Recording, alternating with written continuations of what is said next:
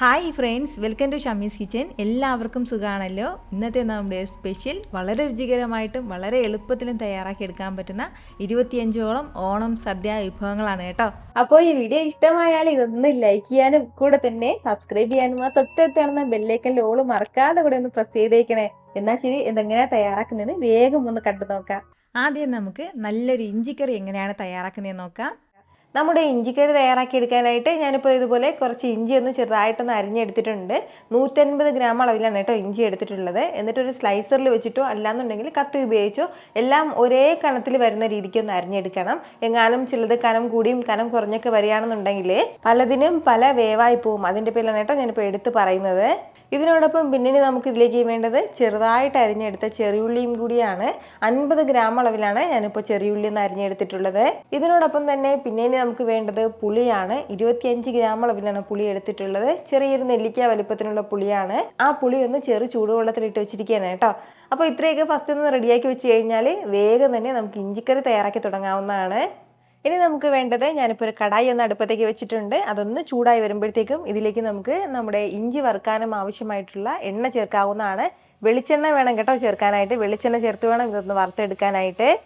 എണ്ണ നന്നായിട്ടൊന്ന് ചൂടായി വരുമ്പോഴത്തേക്കും നമുക്കിതിലേക്ക് ഇഞ്ചി ചേർക്കാവുന്നതാണ്. ഇഞ്ചി ചേർത്തിട്ട് ഫ്ലെയിം ഒന്ന് മീഡിയത്തിനും ലോക്കും ഇടയിൽ വെച്ചിട്ട് നല്ല രീതിക്ക് നമുക്കൊന്ന് വറുത്തെടുക്കാവുന്നതാണ്. നമ്മുടെ സദ്യകളിലെല്ലാം ഒഴിവാക്കാനാകാത്ത ഒന്ന് തന്നെയാണ് ഇഞ്ചിക്കറി എന്ന് പറയുന്നത്. ഇതുപോലൊരു ഇഞ്ചിക്കറി തയ്യാറാക്കി 2 മാസം വരെ നമുക്കിത് സ്റ്റോർ ചെയ്യാൻ പറ്റുന്നതാണ്. ഒരല്പസമയം ഒന്ന് വറുത്ത് കൊടുത്തപ്പോഴത്തേക്കും നമ്മുടെ ഇഞ്ചിയെല്ലാം പകുതിയോളം അളവിലൊന്ന് മൊരിഞ്ഞ് കിട്ടിയിട്ടുണ്ട്. ഇതുപോലെ പകുതി അളവിലാണ് മൊരിഞ്ഞ് കിട്ടിയിട്ടുള്ളത്. ഇപ്പോൾ നമുക്കിതിലേക്ക് ചേർക്കേണ്ടത് നമ്മൾ അരിഞ്ഞ് മാറ്റി വെച്ചിരുന്ന ചെറിയുള്ളിയാണ്. കൂടെ പിന്നെ വേണ്ടത് ഒരു 1/2 കപ്പ് ചിരകിയ തേങ്ങയും കൂടിയാണ്. നല്ല ഫ്രഷായിട്ട് ചിരകിയ തേങ്ങ വേണം ചേർക്കാനായിട്ട്. ഇനി വേണ്ടത് 2 പച്ചമുളക് ഒന്ന് ചെറുതായിട്ട് അരിഞ്ഞെടുത്തിട്ടുണ്ട്, അതും കൂടി ചേർക്കാം. ഇതെല്ലാം ചേർത്ത് വീണ്ടും നല്ല രീതിക്ക് തന്നെ ഒന്ന് വറുത്തെടുക്കാവുന്നതാണ്. ചില സ്ഥലങ്ങളിൽ ഇഞ്ചിക്കറി തയ്യാറാക്കുമ്പോൾ തേങ്ങ ചേർക്കാറില്ല. പക്ഷേ ഞാൻ എപ്പോഴും ഇഞ്ചിക്കറി തയ്യാറാക്കുമ്പോൾ ഒരല്പം തേങ്ങ കൂടി ചേർത്തിട്ടാണ് കേട്ടോ തയ്യാറാക്കുന്നത്. ഇനി നമ്മൾ ഈ തേങ്ങയും ചേർത്ത് നന്നായിട്ടൊന്ന് വറുത്തെടുക്കണം. തേങ്ങയുടെ കളറൊക്കെ നല്ല ലൈറ്റ് ബ്രൗൺ കളർ ആകണം. അതുവരെ ഒന്ന് വറുക്കേണ്ടതായിട്ടുണ്ട്. അപ്പോഴത്തേക്കും നമ്മുടെ ഇഞ്ചി നല്ല ഫുള്ളായിട്ടൊന്ന് മൊരിഞ്ഞ് കിട്ടിക്കോളും. ഒരല്പനേരം കൂടി ഒന്ന് വറുത്ത് കൊടുത്ത് നമ്മുടെ ഇഞ്ചിയും തേങ്ങയും ഒക്കെ നന്നായിട്ട് ഇതിനൊന്ന് കളറ് മാറി കിട്ടിയിട്ടുണ്ട്. നല്ലതുപോലെ എല്ലാം ഒന്ന് മൊരിഞ്ഞ് കിട്ടിയിട്ടുണ്ട്. ഇത്രയും ആയി കഴിഞ്ഞാൽ നമുക്ക് എണ്ണയിൽ നിന്ന് ഇതെല്ലാം ഒന്ന് കോരി മാറ്റാവുന്നതാണ്. ഇതുപോലെ എല്ലാം ഒന്ന് വറുത്ത് മാറ്റിയിട്ടുണ്ട്. ഇതിപ്പോൾ അത്യാവശ്യം നല്ല ചൂടാണ്. ഈ ചൂടൊന്ന് കുറഞ്ഞിട്ട് നമുക്ക് മിക്സിയുടെ ജാറിലേക്ക് മാറ്റി നല്ലതുപോലെ തന്നെ ഒന്ന് അരച്ചെടുക്കാവുന്നതാണ്. വെള്ളമൊന്നും ചേർക്കരുത്, നന്നായിട്ടൊന്ന് പൊടിച്ചെടുക്കാം. ഇതുപോലെ നന്നായിട്ട് ഞാനിതൊന്ന് അരച്ചെടുത്തിട്ടുണ്ട്. ഇനി നമുക്ക് വേണ്ടത് നമ്മൾ നേരത്തെ പൊരിച്ചെടുത്തതിൽ ബാക്കിയുള്ള എണ്ണയാണ്. ഇത്രയും എണ്ണ നമുക്ക് ആവശ്യമില്ല, കുറച്ച് എണ്ണ ഇതിൽ നിന്ന് മാറ്റാവുന്നതാണ്. ഈ എണ്ണ ഒന്ന് ചൂടായി വരുമ്പോഴത്തേക്കും ഇതിലേക്ക് നമുക്ക് ഒരു 1/2 ടീസ്പൂൺ കടുക് ചേർക്കാവുന്നതാണ്. കടുക് ഒന്ന് പൊട്ടി തുടങ്ങുമ്പോൾ വറ്റൽമുളക് ചേർക്കാം. കൂടെ ഒരല്പം കറിവേപ്പിലയും കൂടി. ഇതെല്ലാം നന്നായിട്ടൊന്ന് മൊരിഞ്ഞ് തുടങ്ങുമ്പോഴത്തേക്കും പിന്നെ ഫ്ലെയിം നന്നായിട്ടൊന്ന് കുറച്ച് വെച്ചിട്ട് നമുക്കിതിലേക്ക് മസാലകൾ ചേർക്കാവുന്നതാണ്.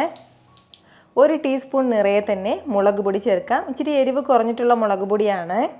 കൂടെ 1/2 ടീസ്പൂൺ അളവിൽ മല്ലിപ്പൊടിയും കൂടി, 1/4 ടീസ്പൂൺ ഉലുവാപ്പൊടി, 1/4 ടീസ്പൂൺ അളവിൽ തന്നെ കായപ്പൊടിയും കൂടി നമുക്ക് ആവശ്യമായിട്ടുണ്ട്. ഇനി വേണ്ടത് മഞ്ഞൾപ്പൊടിയാണ്. 1/2 ടീസ്പൂൺ മഞ്ഞൾപ്പൊടി ചേർക്കാവുന്നതാണ്. ഇത്രയും മസാലകളും ചേർത്ത് നല്ല രീതിക്ക് നമുക്കൊന്ന് വഴറ്റി കൊടുക്കാം. ഇതുപോലെ നന്നായിട്ട് മസാലകളൊക്കെ ഒന്ന് ചൂടായി കഴിഞ്ഞാൽ പിന്നെ ഇതിലേക്ക് വേണ്ടത് നമ്മൾ നേരത്തെ മാറ്റി വെച്ചിരുന്ന ആ ഒരു പുളിവെള്ളം കൂടിയാണ്. ആ പുളിയുടെ കൊത്ത് കംപ്ലീറ്റ് ആയിട്ട് മാറ്റിയിട്ടാണ് ചേർക്കാനായിട്ട്. ഇനി നമ്മുടെ ഈ പുളിവെള്ളം നല്ല രീതിക്ക് ഒന്ന് തിളച്ച് വരട്ടെ. ഇതുപോലെ ഒന്ന് തിളച്ച് തുടങ്ങുമ്പോഴത്തേക്കും പിന്നെ ഇതിലേക്ക് ഒരു 1/2 കപ്പ് നല്ല ചൂട് വെള്ളം കൂടി ചേർക്കാം. തിളച്ച വെള്ളം വേണം ചേർക്കാനായിട്ട്. കൂടെ തന്നെ നമ്മളിത് അരച്ച് മാറ്റി വെച്ചിരുന്ന നമ്മുടെ ഇഞ്ചിയുടെ മിക്സും കൂടെ ചേർക്കാവുന്നതാണ്. ഇഞ്ചിയുടെ മിക്സും ചേർത്ത് നല്ല രീതിക്ക് എല്ലാം കൂടി ഒന്ന് യോജിപ്പിച്ച് കൊടുക്കാം. നന്നായിട്ട് ഇതുപോലെ ഒന്ന് മിക്സ് ചെയ്തെടുത്തിട്ടുണ്ട്. അപ്പോൾ നമ്മൾ ഇതുവരെ ഇതിലേക്ക് ഉപ്പ് ചേർത്തിട്ടില്ല. ആവശ്യമായിട്ടുള്ള ഉപ്പ് ഈ ഒരു സമയം വേണം ചേർക്കാനായിട്ട്. ഞാനിതിലേക്ക് ഒരു 1/4 ടീസ്പൂൺ ഉപ്പാണ് കേട്ടോ ചേർക്കുന്നത്. ഇനി ഒരു 5 മിനിറ്റ് മീഡിയം ഫ്ലെയിമിൽ നല്ല രീതിക്ക് ഒന്ന് തിളക്കട്ടെ. അപ്പോഴത്തേക്കും ഈ ഗ്രേവി കുറച്ചും കൂടി ഒന്ന് വറ്റി കിട്ടും. ഞാൻ ഇതിപ്പോൾ ഇങ്ങനെ ഒന്ന് തിളയ്ക്കാൻ തുടങ്ങിയിട്ട് ഏകദേശം ഒരു 5 മിനിറ്റും കൂടി ആയിട്ടുണ്ട്. അത്രയും സമയം കൊണ്ട് തന്നെ നമ്മുടെ ആ ഗ്രേവി എല്ലാം നന്നായിട്ടൊന്ന് വറ്റി കിട്ടിയിട്ടുണ്ട്. ഇത്രയും കട്ടിക്കാണ് കേട്ടോ ഞാനിപ്പോൾ തയ്യാറാക്കി എടുത്തിട്ടുള്ളത്. ഇനി കുറച്ചുകൂടി ലൂസായിട്ട് വേണമെന്നുണ്ടെങ്കിൽ അങ്ങനെ ചെയ്തെടുക്കാം, അതൊക്കെ നമ്മുടെ ഇഷ്ടമാണ്. ഇതിന്നും കട്ടിയായി പോകരുത്, അതൊന്ന് പ്രത്യേകം ശ്രദ്ധിച്ചേക്കണം. ഇത്രയും ആയിക്കഴിഞ്ഞാൽ ലാസ്റ്റിൽ നമുക്ക് ചേർക്കേണ്ടത് 1 ടേബിൾ സ്പൂൺ നിറയെ പൊടിച്ച ശർക്കരയും കൂടിയാണ്. അല്ലാന്നുണ്ടെങ്കിൽ ശർക്കരയുടെ ഒരു ചെറിയൊരു പീസ് ചേർത്ത് കൊടുത്താലും മതിയാവും. നമ്മൾ ഈ ശർക്കര ചേർക്കുമ്പോൾ മാത്രമാണ് നമ്മുടെ ഇഞ്ചിക്കറിയിലെ ആ ഒരു എരിവും പുളിയും മസാലകളും ഒക്കെ ഒന്ന് ബാലൻസ് ആയി കിട്ടുന്നത് കേട്ടോ. ആദ്യം കുറച്ച് ശർക്കര ഇതുപോലെ ചേർക്കാം. കൂടുതൽ ശർക്കര വേണമെന്നുണ്ടെങ്കിൽ പിന്നീട് എക്സ്ട്രാ ചേർക്കാവുന്നതാണ്. നമ്മൾ ഇഞ്ചിക്കറിയിൽ പ്രത്യേകം ശ്രദ്ധിക്കണം, മധുരം ഒരുപാട് ഫ്രണ്ടിൽ നിൽക്കരുത്. ലൈറ്റായിട്ടുള്ളൊരു മധുരം മാത്രം മതിയാവും, ബാക്കിയുള്ള മസാലകളുടെ ടേസ്റ്റ് ഉണ്ടാവണം. അപ്പോൾ നമ്മുടെ ശർക്കരയൊക്കെ ചേർത്ത് നന്നായിട്ടൊന്ന് യോജിപ്പിച്ചെടുത്ത് കഴിഞ്ഞാൽ നമ്മുടെ സൂപ്പർ ടേസ്റ്റി ആയിട്ടുള്ള ഇഞ്ചിക്കറി ഇവിടെ റെഡി ആയിട്ടുണ്ട്. അപ്പോൾ നമ്മുടെ സദ്യകളിലൊക്കെ ഒഴിവാക്കാനാകാത്ത ഒന്ന് തന്നെയാണ് ഇഞ്ചിക്കറി. അതല്ലാതെ തന്നെ ഇഞ്ചിക്കറി പ്രിയപ്പെട്ടവരായിട്ട് ഒരുപാട് പേരുണ്ട്. ഇതുപോലൊരു ഇഞ്ചിക്കറി തയ്യാറാക്കി നന്നായിട്ട് തണുത്ത് കഴിഞ്ഞിട്ട് നമുക്ക് ഫ്രിഡ്ജിൽ സൂക്ഷിക്കാവുന്നതാണ്. ഫ്രിഡ്ജിലാണ് കൂടുതൽ നാളിത് കേടാകാതെ ഇരിക്കുന്നത്. 2 മാസം കൂടുതലും നമുക്കിത് ഫ്രിഡ്ജിൽ സൂക്ഷിക്കാം കേട്ടോ. അത്രയൊന്നും പോവില്ല. ആ ഒരു 1-2 ആഴ്ച കൊണ്ട് തന്നെ ഇത്രയും ഇഞ്ചിക്കറി ഒന്ന് തീർന്നിട്ടുണ്ടാവും. ഇനി നമുക്ക് രുചികരമായിട്ടുള്ള ഒരു അവിയൽ എങ്ങനെയാണ് തയ്യാറാക്കുന്നത് നോക്കാം. നമ്മുടെ അവിയൽ തയ്യാറാക്കാനായിട്ട് ഞാനിപ്പോൾ ഒരു കടായി അടുപ്പത്തേക്ക് വെച്ചിട്ടുണ്ട്. ഇതിലേക്ക് നമുക്ക് ആദ്യം ചേർക്കേണ്ടത് പച്ചക്കറികളാണ്. അപ്പോൾ ഒരു 1/4 കപ്പ് ചേന എടുത്തിട്ടുണ്ട്. ചേനയ്ക്ക് ഇച്ചിരി വേവ് കൂടുതലാണ്, അതിൻ്റെ പേരിൽ ഇച്ചിരി കനം കുറച്ചിട്ട് വേണം ചേന അരിയാനായിട്ട്. ചേന ചേർക്കാം. എല്ലാം നീളത്തിൽ വേണം കേട്ടോ ഒന്ന് അരിഞ്ഞെടുക്കാനായിട്ട്. കൂടെ അതേ അളവിൽ തന്നെ മത്തൻ എടുത്തിട്ടുണ്ട്, മത്തങ്ങ അതും കൂടി ചേർക്കാം. പിന്നെ ഇതിലേക്ക് വേണ്ടത് വെള്ളരിക്കയാണ്. വെള്ളരിക്ക കുറച്ച് കനം കൂടുതലായിട്ട് അരിയാവുന്നതാണ്. തീരെ കനം കുറഞ്ഞിട്ട് അരിയാണെന്നുണ്ടെങ്കിൽ എല്ലാം കൂടി കുഴഞ്ഞു പോകും. ഇനി ക്യാരറ്റ് ചേർക്കാം. പിന്നെ വേണ്ടത് പടവലമാണ്. ഇനി നമുക്കിതിലേക്ക് ഒരല്പം മുരിങ്ങക്കായ ചേർത്ത് കൊടുക്കാം. അതുപോലെ തന്നെ നീളത്തിൽ അരിഞ്ഞെടുത്ത പച്ചക്കായ. 1/2 കപ്പ് അളവിൽ മാത്രമേ ബീൻസ് എടുത്തിട്ടുള്ളൂ, അതും കൂടി ചേർക്കാം. അപ്പോൾ നമ്മുടെ ഈ പച്ചക്കറികളൊക്കെ ചേർത്ത് കഴിഞ്ഞാൽ പിന്നെ ഇതിലേക്ക് വേണ്ടത് മഞ്ഞൾപ്പൊടിയാണ്. 1/4 ടീസ്പൂൺ മഞ്ഞൾപ്പൊടി എടുത്തിട്ടുണ്ട്. ഇനി ആവശ്യത്തിനുള്ള ഉപ്പ് ചേർക്കാം. 1 ടീസ്പൂൺ ഉപ്പാണ് കേട്ടോ ഞാനിപ്പോൾ ചേർക്കുന്നത്. 1.5 ടേബിൾ സ്പൂൺ പച്ച വെളിച്ചെണ്ണയും കൂടി. ഇനി ഇതിലേക്ക് നമുക്ക് ഒരു 1/4 കപ്പ് വെള്ളം കൂടി ചേർക്കാവുന്നതാണ്. ഇനി ഇതെല്ലാം കൂടി ചേർത്തിട്ട് നല്ല രീതിക്ക് ഒന്ന് യോജിപ്പിച്ചെടുക്കാവുന്നതാണ്. ഇതുപോലെ എല്ലാം കൂടി നന്നായിട്ടൊന്ന് യോജിപ്പിച്ചെടുത്ത് കഴിഞ്ഞാൽ പിന്നെ നമുക്ക് ഫ്ലെയിം ഒന്ന് മീഡിയത്തിനും ലോക്കും ഇടയിൽ വെച്ചിട്ട് ഒരു 10 മിനിറ്റ് നമുക്കൊന്ന് അടച്ച് വെച്ചൊന്ന് വേവിച്ചെടുക്കാവുന്നതാണ്. ഇടയ്ക്ക് 2-3 തവണ ഒന്ന് ഇളക്കി കൊടുക്കാൻ വേണ്ടി മറക്കരുത്, അല്ലെങ്കിൽ അടുക്കി പിടിക്കും. വെള്ളം എങ്ങാനും കുറവായിട്ട് തോന്നുകയാണെന്നുണ്ടെങ്കിൽ മാത്രം ഒരല്പം വെള്ളം ചേർക്കാവുന്നതാണ്. ഒരു 10 മിനിറ്റ് ഇതിങ്ങനെ ഇരുന്നൊന്ന് വേകട്ടെ. ഈ ഒരു സമയം കൊണ്ട് നമുക്കൊരു ചെറിയൊരു തേങ്ങാക്കൂട്ട് തയ്യാറാക്കിയെടുക്കാം. നമ്മുടെ ഈ തേങ്ങാക്കൂട്ട് തയ്യാറാക്കിയെടുക്കാനായിട്ട് ഞാനിപ്പോൾ ഒരു മിക്സിയുടെ ജാറൊന്ന് എടുത്ത് വെച്ചിട്ടുണ്ട്. ഇതിലേക്ക് നമുക്ക് ആദ്യം ചേർക്കേണ്ടത് ചിരകിയ തേങ്ങയാണ്. 1 കപ്പ് നിറയെ ചിരകിയ തേങ്ങ എടുത്തിട്ടുണ്ട്, അത് ചേർക്കാവുന്നതാണ്. കൂടെ വേണ്ടത് ചെറിയുള്ളിയാണ്. ഒരു 5-6 ചെറിയുള്ളി കൂടി. ഇനി ഒരു 1/4 ടീസ്പൂൺ ചെറിയ ജീരകം ചേർക്കാം. ഇനി വേണ്ടത് ഒരു 3 പച്ചമുളകാണ്. നമ്മുടെ എരിവിനനുസരിച്ചിട്ടുള്ള പച്ചമുളക് ചേർക്കാവുന്നതാണ്. ഇതുപോലെ തന്നെ ഒരല്പം കറിവേപ്പിലയും കൂടി. ഇത്രയും ചേർത്തിട്ട് ചെറുതായിട്ട് നമുക്കൊന്ന് അരച്ചെടുക്കാവുന്നതാണ്. ഈ ഒരു രീതിക്ക് നന്നായിട്ട് ഞാനൊന്ന് അരച്ചെടുത്തിട്ടുണ്ട്. തീരെ സ്മൂത്തായിട്ട് അരച്ചെടുക്കരുത്, ഇതുപോലെ വേണം ഉണ്ടാകാനായിട്ട്. ഇപ്പോൾ നമ്മുടെ ഈ പച്ചക്കറികളൊക്കെ കുറഞ്ഞ ഫ്ലെയിമിൽ ഇങ്ങനെ ഒന്ന് വേകാൻ തുടങ്ങിയിട്ട് ഏകദേശം ഒരു 10 മിനിറ്റോളം ആയിട്ടുണ്ട്. ഇതിനിടയ്ക്ക് ഞാൻ 2-3 തവണ ഒന്ന് ഇളക്കി കൊടുത്തിട്ടുണ്ടായിരുന്നു. നല്ലതുപോലെ തന്നെ സോഫ്റ്റായിട്ട് നമ്മുടെ വെജിറ്റബിൾസ് എല്ലാം ഒന്ന് വെന്ത് കിട്ടിയിട്ടുണ്ട്. ഒരുപാടിട്ട് ഇനി ഇളക്കി കൊടുക്കരുത്, എങ്കിൽ എല്ലാം കൂടി അങ്ങ് പൊടിഞ്ഞു പോകും. നന്നായിട്ട് തന്നെ സോഫ്റ്റായിട്ട് വെന്ത് കിട്ടിയിട്ടുണ്ട്. അപ്പോൾ ഇതുപോലെ നമ്മുടെ പച്ചക്കറികളൊക്കെ ഒന്ന് വേവിച്ചെടുത്ത് കഴിഞ്ഞാൽ ഇനി നമുക്കിതിലേക്ക് തേങ്ങാക്കൂട്ട് ചേർക്കാവുന്നതാണ്. നമ്മുടെ ഈ തേങ്ങാക്കൂട്ട് ചേർത്ത് കൊടുത്ത് നന്നായിട്ടൊന്ന് ഇളക്കി കൊടുത്തിട്ട് ഒരു 2 മിനിറ്റ് കഴിഞ്ഞാൽ പിന്നെ നമുക്കിതിലേക്ക് 2 ടേബിൾ സ്പൂൺ തൈരും കൂടി ചേർക്കാം. കുറച്ച് പുളിയുള്ള തൈര് വേണം ചേർക്കാനായിട്ട്, എന്ന് വെച്ചിട്ട് അധികം പുളി ഉണ്ടാവാൻ പാടില്ല. തൈരിന് പകരം നമുക്ക് ഇതിലേക്ക് തക്കാളി ചേർക്കാം, പച്ചമാങ്ങയൊക്കെ ചേർക്കാവുന്നതാണ്. കൂടുതൽ രുചികരം തൈര് ചേർക്കുമ്പോഴാണ്. ഇനി ഇതിനോടൊപ്പം ഒരല്പം കറിവേപ്പിലയും കൂടി. ഇതെല്ലാം ചേർത്ത് നന്നായിട്ടൊന്ന് മിക്സ് ചെയ്ത് കൊടുക്കണം. ലാസ്റ്റിൽ നമുക്ക് 1-2 ടീസ്പൂൺ അളവിൽ മാത്രം പച്ച വെളിച്ചെണ്ണയും കൂടി ചേർത്ത് കൊടുത്തു കഴിഞ്ഞാൽ നമ്മുടെ സൂപ്പർ ടേസ്റ്റി ആയിട്ടുള്ള അവിയൽ ഇവിടെ റെഡി ആയിട്ടുണ്ട്. വളരെ രുചികരമായിട്ടാണ് കേട്ടോ നമ്മുടെ ഈ അവിയൽ കിട്ടുന്നത്. ഉറപ്പായിട്ടും നിങ്ങൾ അടുത്ത പ്രാവശ്യം വീട്ടിൽ അവിയൽ ഇതുപോലെ ഒന്ന് തയ്യാറാക്കി നോക്കണം. നമ്മുടെ സദ്യകളിൽ ഒഴിവാക്കാനാകാത്ത ഒന്ന് തന്നെയാണ് അവിയൽ എന്ന് പറയുന്നത്. ഇനി അടുത്ത് നമ്മൾ തയ്യാറാക്കുന്നത് നല്ലൊരു ബീട്രൂട്ട് പച്ചടിയാണ്.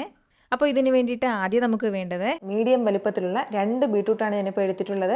250 ഗ്രാമാണുള്ളത് കേട്ടോ. അപ്പോൾ ഇനി ഇതിൻ്റെ പുറത്തുള്ള ആ ഒരു സ്കിന്നെല്ലാം മാറ്റിയിട്ട് ഒരു ഗ്രേറ്ററിൽ വെച്ചിട്ട് നല്ലതുപോലെ ഒന്ന് ഗ്രേറ്റ് ചെയ്തെടുക്കാം. നമ്മുടെ ബീട്രൂട്ട് കംപ്ലീറ്റ് ആയിട്ട് ഇതുപോലെ ഞാനൊന്ന് ഗ്രേറ്റ് ചെയ്ത് എടുത്തിട്ടുണ്ട്. ഒരുപാട് വലിയ പീസാക്കിയിട്ട് ഗ്രേറ്റ് ചെയ്യാൻ നിൽക്കരുത്, ഇച്ചിരി ചെറുതായിട്ട് വേണം ഒന്ന് ഗ്രേറ്റ് ചെയ്തെടുക്കാനായിട്ട്. ഇനി നമുക്കതൊന്ന് വേവിച്ചെടുക്കാവുന്നതാണ്. നമ്മുടെ ഈ ബീട്രൂട്ട് ഒന്ന് വേവിച്ചെടുക്കാനായിട്ട് ഞാനിപ്പോൾ ഒരു മൺചട്ടി അടുപ്പത്തേക്ക് വെച്ചിട്ടുണ്ട്. ഇതിലേക്ക് നമുക്ക് ബീട്രൂട്ട് ചേർക്കാവുന്നതാണ്. കൂടെ ഇനി നമ്മുടെ ബീട്രൂട്ടിന് ഇത്രയും ആവശ്യമായിട്ടുള്ള ഉപ്പും കൂടി ചേർക്കാം. 1 ടീസ്പൂൺ ഉപ്പാണ് കേട്ടോ ചേർക്കുന്നത്. പിന്നീട് ഉപ്പ് വേണമെങ്കിൽ ചേർക്കാവുന്നതാണ്. ഇനി ഇതിലേക്ക് ഒരു 1/4 കപ്പ് അളവിൽ മാത്രം വെള്ളം ചേർത്ത് നന്നായിട്ടൊന്ന് വേവിച്ചെടുക്കാവുന്നതാണ്. ബീട്രൂട്ടിൽ അത്യാവശ്യം വെള്ളം ഉള്ളതാണ്, അതിൻ്റെ പേരിൽ കൂടുതൽ വെള്ളം ചേർക്കേണ്ട ആവശ്യമില്ല. കൂടുതൽ വെള്ളം ചേർക്കുകയാണെന്നുണ്ടെങ്കിൽ അത്രയും നമ്മൾ വറ്റിച്ചെടുക്കണം. നല്ല കട്ടിക്ക് വേണം നമ്മുടെ ബീട്രൂട്ട് പച്ചടി ഉണ്ടാവേണ്ടത്. ഇതിപ്പോൾ ഇതിങ്ങനെ ഒന്ന് വേകാൻ തുടങ്ങിയിട്ട് ഏകദേശം ഒരു 5 മിനിറ്റോളം ആയിട്ടുണ്ട്. അത്രയും സമയം കൊണ്ട് തന്നെ നന്നായിട്ട് തന്നെ നമ്മുടെ ബീട്രൂട്ട് എല്ലാം ഒന്ന് വെന്ത് കിട്ടിയിട്ടുണ്ട്. നല്ല രീതിക്ക് ഒന്ന് സോഫ്റ്റ് ആയിട്ട് വന്നിട്ടുണ്ട്. ഇത്രയും ആയി കഴിഞ്ഞാൽ ഇപ്പോൾ നമുക്കിതിലേക്ക് ചെറിയൊരു തേങ്ങാക്കൂട്ട് ചേർക്കാവുന്നതാണ്. നമ്മുടെ ഈ തേങ്ങാക്കൂട്ട് തയ്യാറാക്കി എടുക്കാനായിട്ട് മിക്സിയുടെ ചെറിയ ജാറിലേക്ക് 1/2 കപ്പ് ചിരകിയ തേങ്ങ ചേർക്കാം. ബീട്രൂട്ട് പച്ചടിക്ക് അധികം തേങ്ങയുടെ ആവശ്യമില്ല. ഇനി ഇതിലേക്ക് ഒരു 2 പച്ചമുളക് ചേർക്കാവുന്നതാണ്. കൂടെ ചെറിയൊരു പീസ് അളവിൽ ഇഞ്ചിയും കൂടി, ആ ഇഞ്ചി ഒന്ന് ചെറുതായിട്ട് അരിഞ്ഞിട്ട് ചേർക്കാവുന്നതാണ്. പച്ചടിക്ക് നമുക്ക് ഒരു 1/4 ടീസ്പൂൺ കടുകും കൂടി ആവശ്യമായിട്ടുണ്ട്. ഇനി ഇതിലേക്ക് ഒരല്പം മാത്രം വെള്ളം ചേർത്ത് നല്ല സ്മൂത്തായിട്ട് നമുക്കൊന്ന് അരച്ചെടുക്കാവുന്നതാണ്. വെള്ളത്തിൻ്റെ അളവ് കൂടി പോകരുത്. വെള്ളത്തിൻ്റെ അളവ് കൂടുകയാണെന്നുണ്ടെങ്കിൽ നമ്മൾ അത്രയും വറ്റിച്ചെടുക്കേണ്ടതായിട്ട് വരും. ഇതുപോലെ നന്നായിട്ടൊന്ന് അരച്ചെടുത്തിട്ടുണ്ട്. ഈ അരച്ചെടുത്തത് നമുക്കിതിലേക്ക് ചേർക്കാവുന്നതാണ്. നമ്മുടെ ഈ തേങ്ങാക്കൂട്ടും ചേർത്തിട്ട് നല്ല രീതിക്ക് എല്ലാം കൂടി ഒന്ന് ഇളക്കി യോജിപ്പിച്ച് കൊടുക്കാം. നന്നായിട്ടൊന്ന് മിക്സ് ചെയ്ത് കൊടുക്കാവുന്നതാണ്. ഇനി ഈ തേങ്ങയിലുള്ള വെള്ളം കൂടി ഒന്ന് ലൈറ്റായിട്ട് വറ്റി കിട്ടണം. എന്നിട്ട് മാത്രമേ തൈര് ചേർക്കാൻ പാടുള്ളൂ.